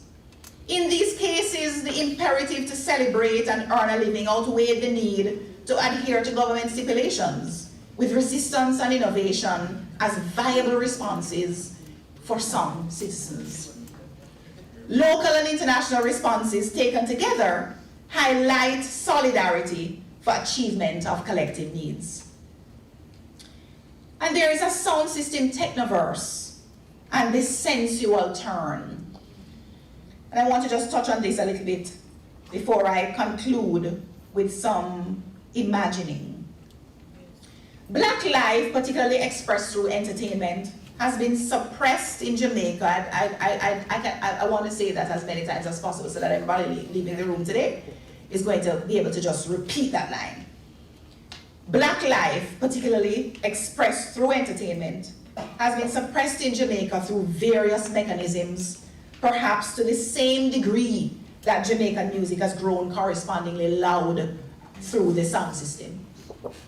As a technology for amplifying sound which has become world-renowned, the sound system is representative of agency and resistance. I don't need to go into all of the countries that we have mapped in the context of the Sonic Street Technologies project, where sound systems exist that Jamaicans know nothing about, that they're playing music, Jamaican music, that Jamaicans know nothing about, that Jamaicans no longer hear because the DJs in Jamaica are not schooled, and neither are they schooling themselves, and the not schooled is important because we could be schooling people. They are not schooled and not schooling themselves on the depth and breadth and magnitude of the Jamaican music catalog. So, as a technology for amplifying sound, which has become world-renowned, the sound system is representative of agency and resistance. The sound system is Jamaica's national instrument, and its degree of amplification is part of its notoriety. I found it important to locate the sound in sound system, sound practice, as science and sensory platform in contradistinction to noise. The work with collaborators such as Julian Henriquez, project lead on the SST project, in which colleagues from the Institute of Caribbean Studies, Dr. Dennis Howard and others, were engaged, allowed for exploration of elements beyond celebration, beyond the dance floor, underneath the line of sight that are often missed. I found it critical to engage the sensual turn or the sensory turn in cultural studies and related fields around the 80s and 90s in direct challenge to the linguistic turn and the visual turn. It is a turn which centers the sensorial apparatus, which is the body, that body which Stuart Hall identified as the only thing that blacks had when stripped of various livelihoods, locations, lineages, largesse, and agency. The importance of embodiment or bodily experience is now central to conversations around technology. And I use recent research on the sound system to bridge the divide in understanding what lies beyond the dance floor. As a technology of feeling, of listening, of expression, of freedom, even while under siege from state forces, a technology of healing, I was intrigued by what DJs told me in interviews or expressed in dance events I studied from the 1990s to present. Their utterances helped to answer questions such as, what lies beyond comprehension through the eyes? What really lies beyond the dance floor? As we take account of new and changing vulnerabilities, what lies beyond the dance floor in times of crisis, where mental health challenges emerge at the individual or collective levels? One underexplored dimension is the role of the DJs, sound selectors in particular. Analysis of this role brings analysis of the role of the DJs brings into focus heightened possibilities for transcendence, embodied mutations, and blood memory retrieval.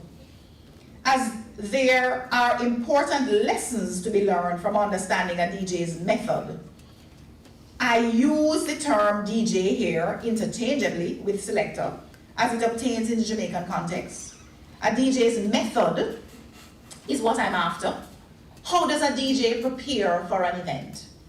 A DJ's method is personal, some might say even spiritual. There's a certain connection one must have with the music, the sensibilities of the audience, and even with their preparation for an event, mentally, intellectually, spiritually. What processes do DJs engage before a playout? In terms of past or present popular Jamaican or international dancehall DJs, can we speak of a King Jammy method, a Coxsone Dodd method, a Jack Scorpio method, a Rodigan method, Matterhorn, a Bad Gal Marie method? According to Rodigan, while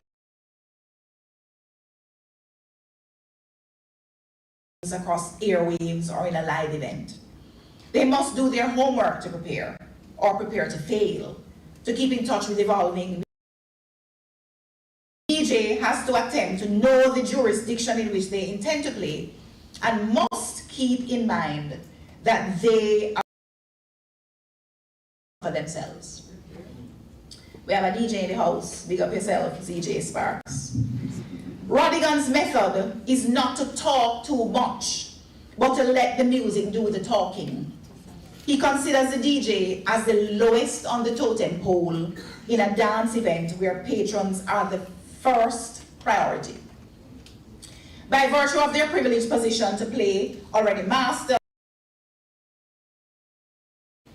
the DJ must keep in mind the essential value of the audience in a successful playing gig. The DJ's role is to take the audience on a journey. Hence, it is important to determine the nature of that journey and to practice planning a set. Rodigan emphasized practice and preparedness.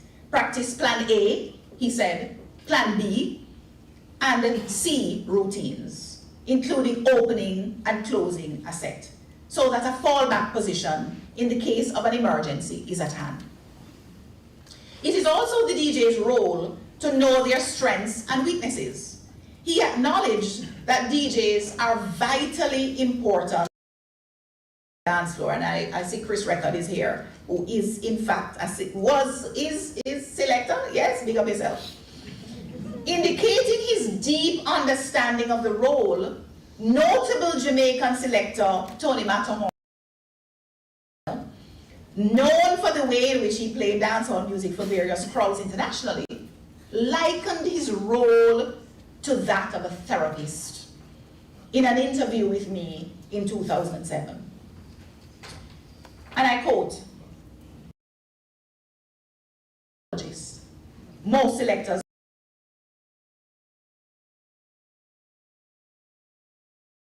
about their problems temporarily, so they have to come back the next night.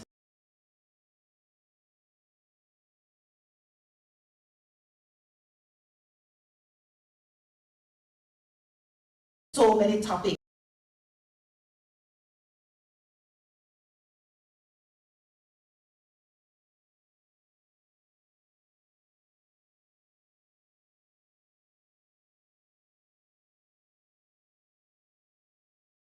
Cues. By following the air, sound creates a certain muscularity for the dissection and expression of feeling on a dance floor through bodily movement guided by the selector.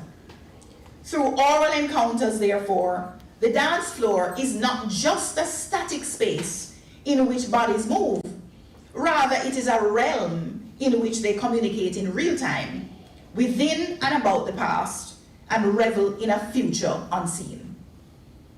The oral encounter through which bass pumps life into the veins is where selectors can turn the frown into centuries of laughter for just one moment, when bodies through innovation, psychic transcendence, and spirit wayfaring see beyond suppression to spaces of healing, spaces of liberation. The dance floor is multifaceted, temporally, orally, spatially, and psychically. The dance floor in African diasporic spaces such as Jamaica function differently for those who find rhythm to endure stains of the past and sometimes foreboding futures. These spaces cannot be taken for granted, and despite their suppression through legislative instruments such as the Noise Abatement Act, emerge weekly to service the visceral needs of mostly disenfranchised citizens, also the creators. While I've used dancehall as my main platform, I am making statements about the nature of celebration for peoples across the African diaspora, as creators perpetually reinventing the stages on which they must renew their spirits to live another day. After decades of research through participant observation, I have analyzed common genealogies, including at the level of environmental, social, and economic contexts, from Brazil to India, Puerto Rico, Colombia, and South Africa, among other spaces. The features of amplified sound, with DJs toasting through well-oiled vocal cords over a microphone, are essential for renewal and the transcendence of material conditions that seek to trap one's spirit. The neurological dimensions of sound system events lie beyond what is immediately apparent on a dance floor. There's an imperative to celebrate that is unshakable by crisis, threats, or other acts. Dancehall is a site of cultural authorship, embodied knowledge, and memory. These lie behind the immediate spectacle around the repetition of preparation every day for the launch of a new event. No one, I was told, is going to fund culture. As a bridge between the past and the present, I go beyond the presentation of insights from my research to the fundamental work of activism. I once engaged a key higher educational institution lead to help explain why culture and cultural studies should be fundamental for students accessing the institution and incorporated as a pillar in decision-making around national economic development.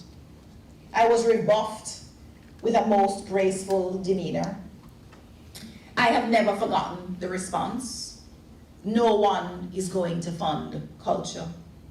It is considered on the soft skills side of the job market escalator. Looking back at Jamaica's reliance on bauxite exports, low value-added export regimes, and today at reliance on tourism, which is highly vulnerable to external political, economic, and environmental shocks, it is mind-boggling that greater attention isn't paid to culture, which is exactly what now buttresses Jamaica's international appeal, in no small way based on music creation and export.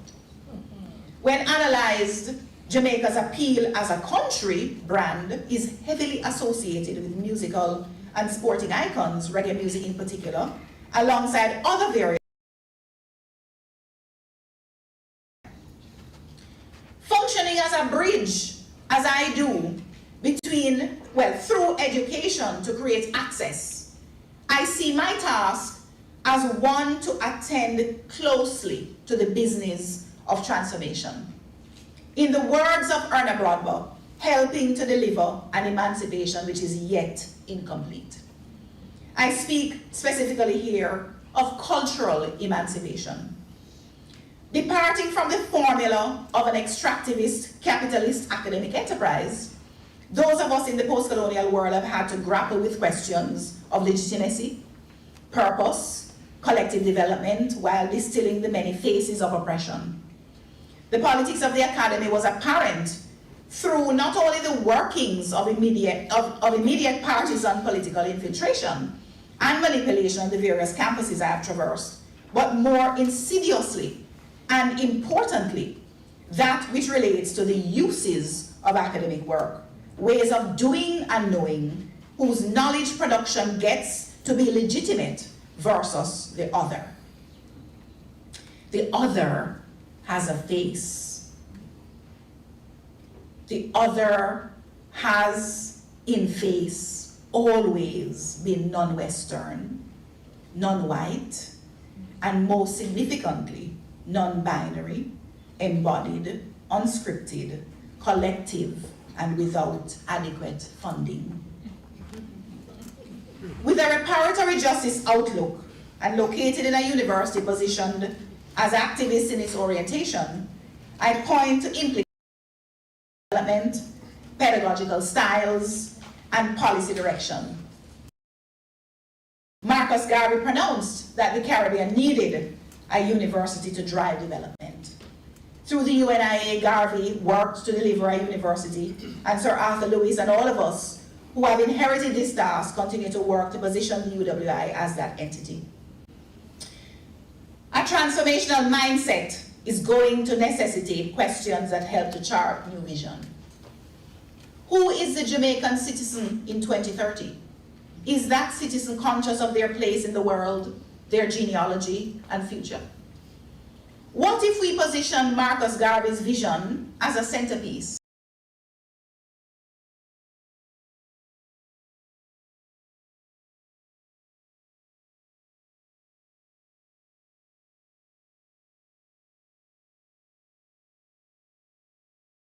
Focus to make a concerted effort to focus on cultural and creative industries as drivers of economic and national growth. What if Jamaica had a primary focus on creative industries, our biggest points of community cohesion and export as a foundation for development? Going back to that story I began with, the violence that is a symptom of something underneath which is not addressed.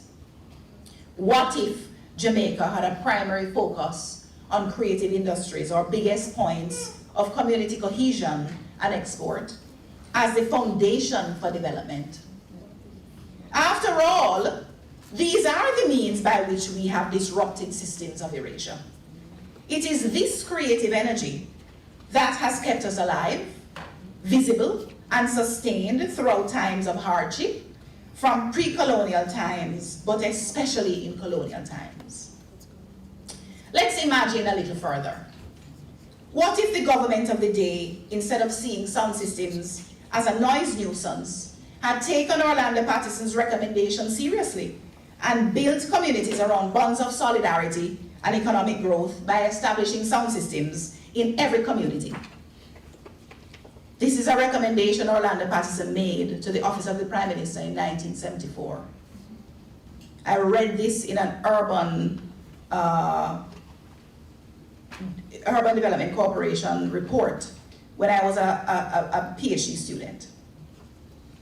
What if this recommendation was indeed the path following devastation in communities to retiring mental instability and promoting wellness following post-traumatic symptoms of hurricanes? Indeed, the people quickly record their stories in song, most notably Loving Dare's Wild Gilbert. Imagine every student's story as the potential starting point for a lesson in history or culture. We would enter the classroom. Here's the case. Start with the village or the community from which the student originates. Lead into discussions of characteristics of names, surnames, village names, family names, family lineage. Begin a subject with an integrated, begin a subject such as integrated science or music with the task of building a sound system, revealing all the elements that make up this technological apparatus while playing the music that students themselves create. These would immediately be memorable for students. Students shouldn't have to wait till the tertiary level for an appreciation of what is personal, transformational, developmental, and sustainable in understanding the self.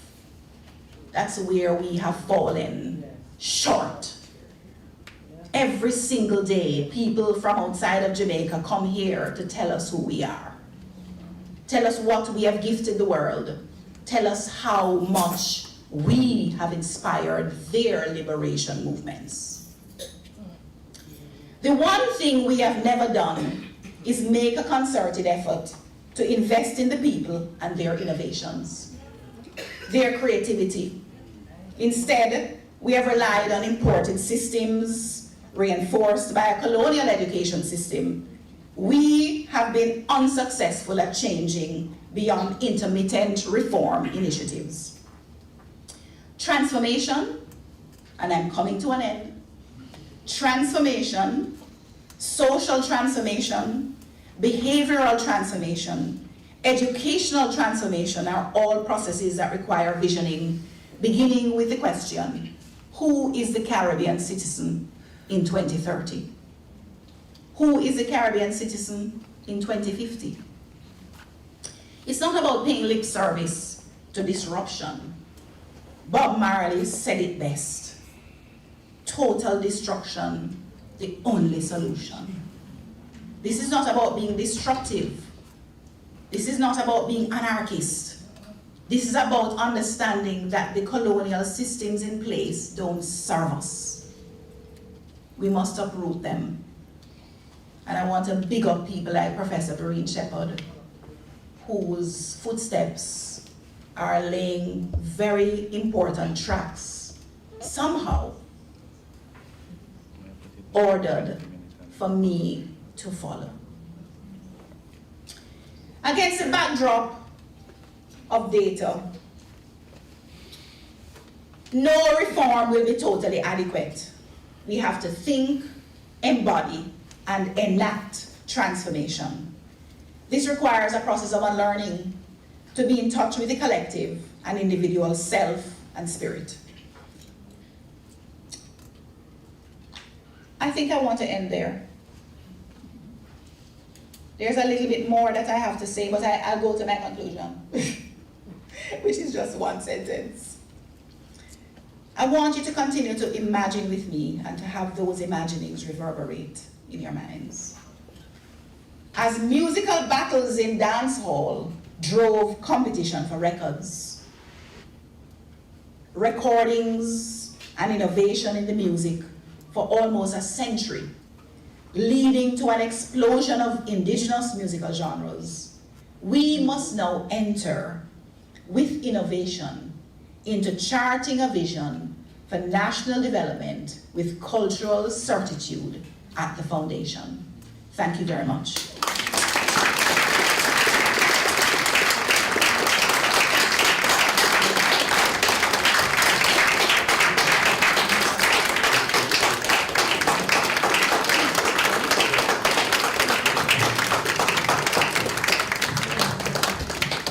Well, it seems like total destruction, the only solution. Ain't no use. Nobody can stop them now. Ain't no use.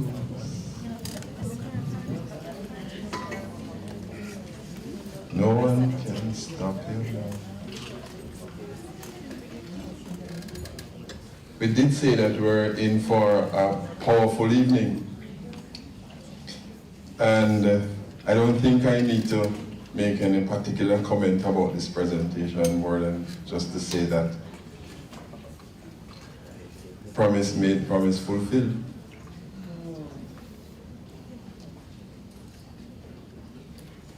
I hope in the playback, I'm going to make one recommendation that when we're playing back these, we should probably play it full blast, all the way up, in public spaces. Yes, yes, yes. In public spaces, Yes. on the sound system, Yes. so that everybody can hear. Yes. I feel like I should have had an bang to kind of close out this, to show them that they can't stop the horns, they can't stop the drum, they can't stop the bang. We can't stop the, no. Culture, pedagogy, cultural activism, theorizing, social, performative acts. Sciencing the sonic waves of ancestral intelligence. Ashe.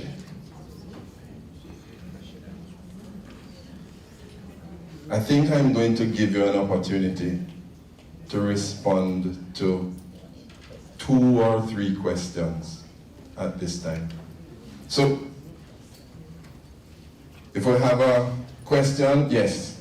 I think there should be a roaming microphone somewhere. And Soundman, bring the mic. Ah, got you. All right. So Sonjah, you'll take a couple questions? All right? 2. Yeah, man. I meant couple this time. I meant 2 this time. Permission to go? My brother. Sonjah, big up. Fantastic. Yes, I'm one of the hiking crew. I'm one of the technology crew too. Yes, former DJ also. So against the backdrop of all of those things, and of course, well, I'm the chairman of the National AI Task Force. So when I heard you mention ancestral intelligence, let me tell you something. You don't understand what that did for me internally, because I had to pick up my iPad and dig up a book that I just finished reading called Primal Intelligence by Amos Fletcher. And where is the audio going? I just talk loud. Yes, okay, good, he's back up. So in reading Primal Intelligence, what motivated me to write a post I haven't written yet, but I'm happy to have been sitting here and you mentioned it, I heard the word STEAM come up. And what my question is connected to that is, everywhere I go, I said, Jamaica is a cultural superpower. And in reading that book, Primal Intelligence, I am coming to learn now of culture and arts and creativity was actually the foundation of what created this thing we now call AI, right? And so my call and my ask is, why aren't we making up more noise to make sure the A in arts, that is a superpower for us, is not out there being promoted instead of the continuous STEM. Look, I'm an IT guy, I'm a technology guy by day, but of course I'm more cultural and arts person by night. But at the end of the day, I keep wondering, why are we out there, everybody is waving these flags about STEM program and STEM, and I said, no, bonfire for that, more STEAM, more the A have to be in there. So my question is, why isn't it coming more from the university? Why? I don't know. I need to ask why. Thank you. There are so many of us in here. Thank you for your question, Chris. And your comment. There are so many of us in here who could answer that question, and maybe the answer will be not so nice. Because it is not for lack of work. It is not for lack of evidence. It is not for lack of research. It is not for lack of advocacy. But unfortunately, this debilitating Westminster system, so-called democracy that we have, which changes a government at this 4 or 5 year cycle, does not allow us the continuity we need and our leadership to be able to sustain conversations about national development. And it's unfortunate. We're a young democracy, 60 odd years. There are examples in the broader landscape of the world that can shape our understanding of where we need to go. I look at people like Paulette Ramsey. I look at professors here. This is work that we've been doing. The humanities vital. You can't be a leading person in the world if you don't know history or culture. So how could we be promoting STEM? Nobody in the humanities promoting STEM. Not one person. Because we know, and we saw it through with COVID, the pandemic that just hit the world, people were being sustained actively by creatives, by the music that before them got mad. So the answer to the question is, we are hearing but we are not listening. We are being advised but we are not taking advice. I mean, Sylvia Cohenberg can tell you about the language policy that has never been adopted. I rest my case. All right, so one more. Oh. Okay. Go ahead. Okay. Good evening, Prof. Congratulations again, Jonathan. So I heard a lot of conversations about funding, and it seems to come up as a regular theme. And I hear it all the time from dancehall practitioners that they're not getting enough support from the government or from corporate. Now, I'm very curious to know, how do you reconcile, for instance, anti-establishment music, music born out of rebellion, wanting that support from the establishment, and how do they maintain the cultural potency? Because one of the things that, just from my own anecdotes, when I go to an event that seems to be heavily corporate sponsored, you're not getting the real dancer feel when you go there for, you know? And so how do, for instance, from you, was a formula to get it right, that we're getting the funding, but also maintaining those strong cultural elements and expressions, and so they know what to do? I want us to give you two examples. One is that when every child goes into school in Jamaica, they enter into a house. There is an apparatus from basic school, primary school, going up that orients you to sport. That's a policy decision. There's no such policy decision that exists for anything creative. You might have an art teacher, you might have a music teacher. There is no infrastructure that supports the development of the creative energies in people in school. All right? A music teacher might be teaching accounting. Now, that's the first thing. I want you to listen carefully to what I'm saying, because there's a way in which we are undercutting. We have never invested in creative potential. And I'm saying it starts from that level. Second example I want to give you is when the COVID-19 pandemic hit. I don't speak German. I did German in high school. I sprechen Sie very little Deutsch. And Germany allotted millions of dollars to support creatives during the pandemic. We had a little itty bitty thing that we gave out to creatives, not even mentionable. And I'm suggesting that from the early beginnings to the levels of expression in crisis, there is an infrastructure in some countries that support creative development, creative output, creative industries. We don't have that.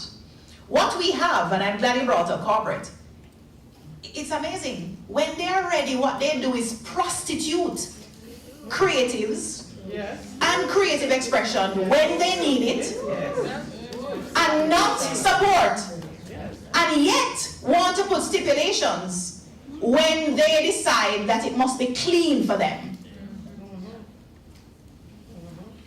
And so we're going to continue this conversation. We are going to continue this conversation after. Please, because there is a lot more to be said and a lot more to be shared, but we just don't have the time at this time. So please continue the conversation right after this. I'm going to call, don't move because I'm going to call somebody you're not expecting to come up here. Mommy?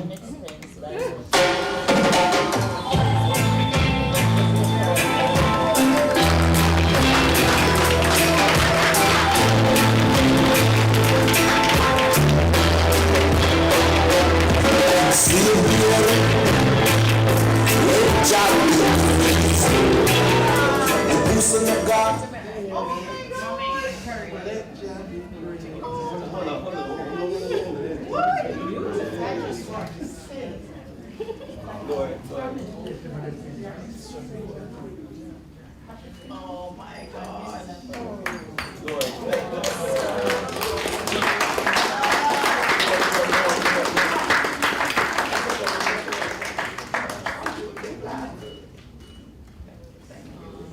Oh my gosh. My mother never tries to speak anywhere. Oh my gosh. We made it, Mommy. Thank you very much, Prof. Before I invite Dr. Niaah to move the vote of thanks, which means his will be the last voice you should hear from this lectern, let me just close by saying how much of a delight it was for me to share this experience with you all. And to say to Sonjah, Sonjah, the journey has been long, the roads have been winding, the obstacles have been many, and sometimes the winds come too strong. But be it in the valley or on the hillside, whether it was about the song finding a rhythm or the rhythm finding its song, one thing was always certain: you would find a way for the story to be told, for the culture to find form and expression, as long as you were in that place. There would be that voice, that power of speech bringing meaning and value to who we are, wherever we are, in that place and in that moment. Thank you for never yielding, always pushing for more, for better, for occupation, for relevance, for recognition, for identity. Congrats. Prof.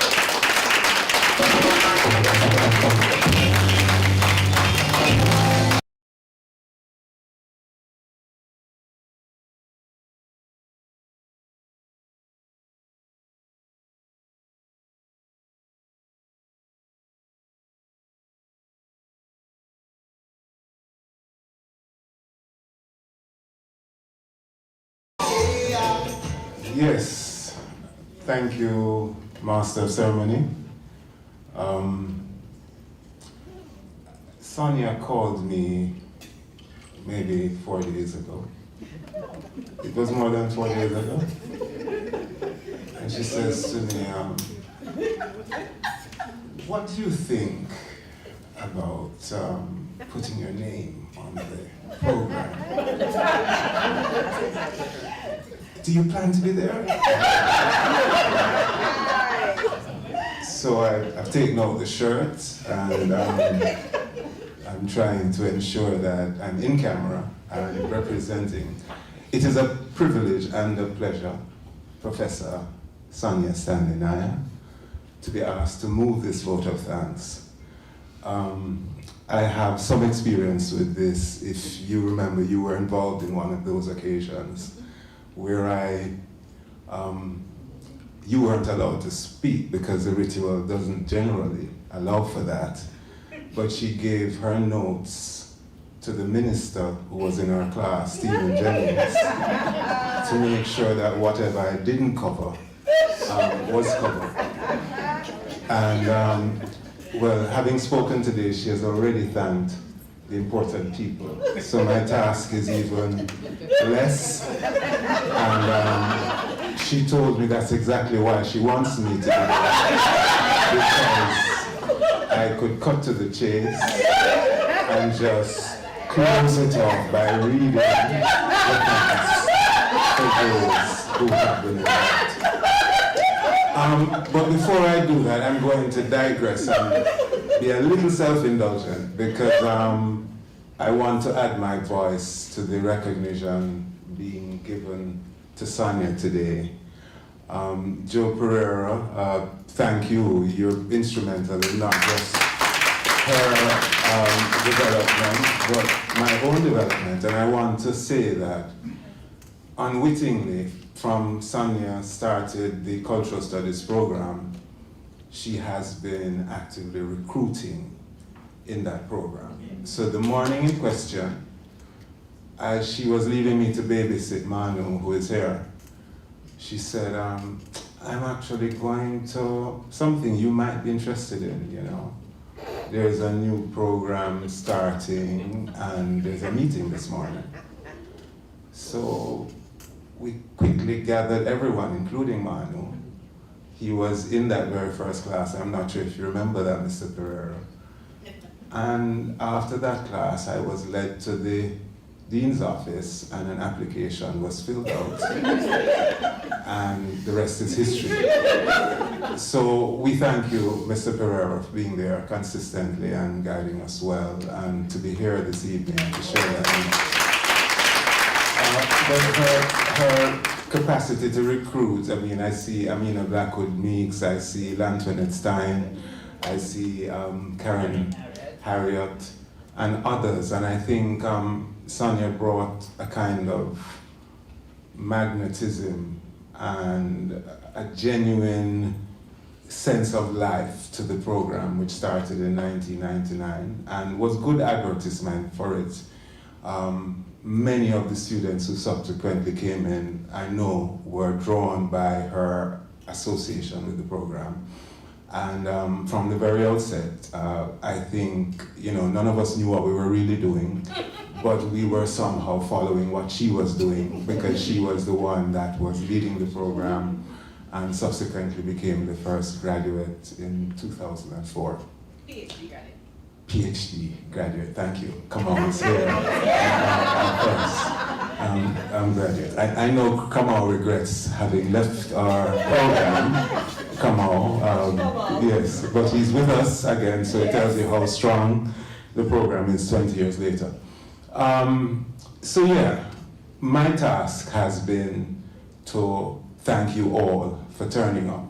Now, the University of the West Indies Faculty of Humanities Institute of Caribbean Studies has its newest professor. I first want to thank Sonjah, Stanley, Niaah. One thing I've not heard said, but I know has been implied, is that she really has this capacity for empathy, which connects her to the research that she does. Consistently, we get mixed up in the system. You know, sometimes she gets paid money for me and I get paid money for her. But people are always coming to me to tell me, and I'm talking about in my neck of the woods, you know, not like her neck of the woods. That sister in them, I really like her, you know, she article, and she have passion is the thing that is said. People are always seeing her coming back to tell me how they're really impressed with the way she's connected and passionate about what she is involved with. And that passion, Sonjah, I think has inspired us all. That's why we're here with you this evening. And I tried to persuade her to do the lecture next year. You know, why are you doing it this year? They're saying, no, it's this year's work. And it has to be done, you know, the work ethic that we've come to respect, unlike the national agenda. She will not be postponed, you know, we're going to, yeah man, and that's what it really requires, to understand the power of creation, of ideas, of inspiration, and the work that we do doesn't stop because there's a national disaster, in fact. We're hoping that you're a little better inspired to deploy yourselves after this. So, without further ado, I am going to move into the formality of moving the vote of thanks. I want to thank you, Professor Sonjah Stanley Niaah, for having given us your life work in 1 hour and 3 minutes. If you know the CV that we are referring to. It is no small feat for her to have condensed it in that way. So thank you very much for that synopsis and for the charges that you've given us moving forward. I'm sure there's going to be the ricochet we're expecting from the word sound power you've given out today. L'Antoinette, Dr. L'Antoinette Stein, the director of LeCadco and the LeCadco Company. What you do needs to be more commonplace in our space, that we understand the importance of ancestral ritual and just ensuring that we're on the right path. And we thank you for being consistent with that and bringing the power of well-trained LeCadco ensemble drummers along with yourself. Thank you once more. You were there at the very start. Thank you. Our MC, Dr. Pendergrass, you have asked us to keep it tight, and I'm going to try and keep that tightness that you well established. I'm not going to take too much time, but thank you for moving us along this evening and for reminding me that my voice will be the last voice that is heard. I hope that's acceptable for our audiences, you know. And then for the tributes provided by our principal, Professor Denzel Williams, our dean, who seems to have left, Dr. Dion, yes, Edwards Carr, Dave Gus, our head of department, and he's not here, but when Dave was made head, everyone kind of shook their head and said, "Oh, we pity you, Dave. How are you going to run a race after those two phenomenal terms that Dr. Stanley Niaah kind of changed the face of the ICS?" Dave is quite a soldier, you know, and we're all happy with him. He's in his second year, so you know, his second term, so you understand that he's learned well from the track record you have established. The mentors, mentees, collaborators, Mr. Pereira, we have spoken. We can't speak enough of Mr. P. Yeah, man, please, a big hand for Mr. P. This is your first PhD, your first professor, and in that cohort, there are a few more left. Maria Smith, I think, has passed. Yeah, she has. So Maria is no longer in contention, but I think there are a few more. All right, so thank you, Mr. P, for that brave decision, stepping out. I think our program still is one of the most solid ones anywhere on the planet, and the output from the ICS and humanities, I think, represent solid contributions in cultural studies that are really keeping that global legacy. Cooper, Nettleford, Chevans, and others alike. Thank you once more. Dr. Kirk Henry, by distance, you say he's your best student. We thank him for being consistently available to help to celebrate you, Sonjah. Dr. Lucy Evans, we've worked before together, and you know, I like the fact that she has consistently tried to be on our side, and the academy and the conversation is at a point where there are sides now drawn, and we know that Lucy is in our corner, and we thank her for that consistently. Likewise, Professor Julian Henriquez, colleague we've been consistently working with, who has strengthened the Institute for Caribbean Studies in various ways, and we continue to do major projects that are of significant impact with him and Goldsmiths. Professor Sylvia Coenberg, you've been consistently supportive. And even in retirement, we know we can call on you. And we're very grateful for all that you've shown us and given us by way of the technical team, I think, is constituted of Maya and Niaah, not Maya, Niaah and Tricia. They've done a really outstanding job in just bringing things together in support of the Iron Lady, who does much of her own work herself, as always, you know. So they're just ensuring that she has the technical support that she needs. Professor Lewis and Professor Warner Lewis, good to see you both. Also mentors, not mentioned here, but we consistently relied on them during our graduate days, and they've always been present. Colleague, the outstanding member of our department who has been like a virtual head. You know, Nicole, we can't do without Nicole. Nicole takes on the things that everyone is not trying to take on, but we have to take on. And she takes them very, very seriously. You know, all of the staffing matters, course matters. And recently we have gone into wonderful collaborations that's just doing interdisciplinary work. We look forward to your own ascension in the academy, but thank you so much for all you're doing. And could that be it? Oh, the Vice Chancellor's office, PVC, where is she? Maynard, is she? Oh, she had to step out. We thank her for coming, and the audience that we have here online, and you see she's still helping me. I'm glad she didn't make the notes this time, but yeah, our online audiences, we're glad that you've stayed with us, and the technical audiences and the people who came in person.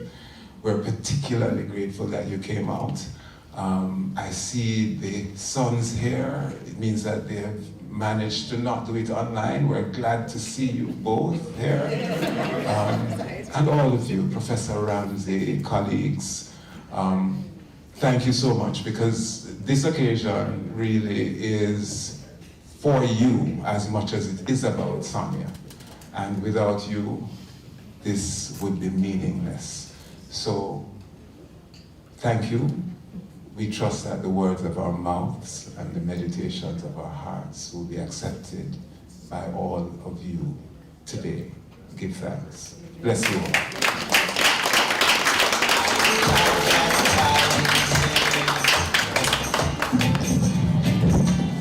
Little Miss Producer has caused me to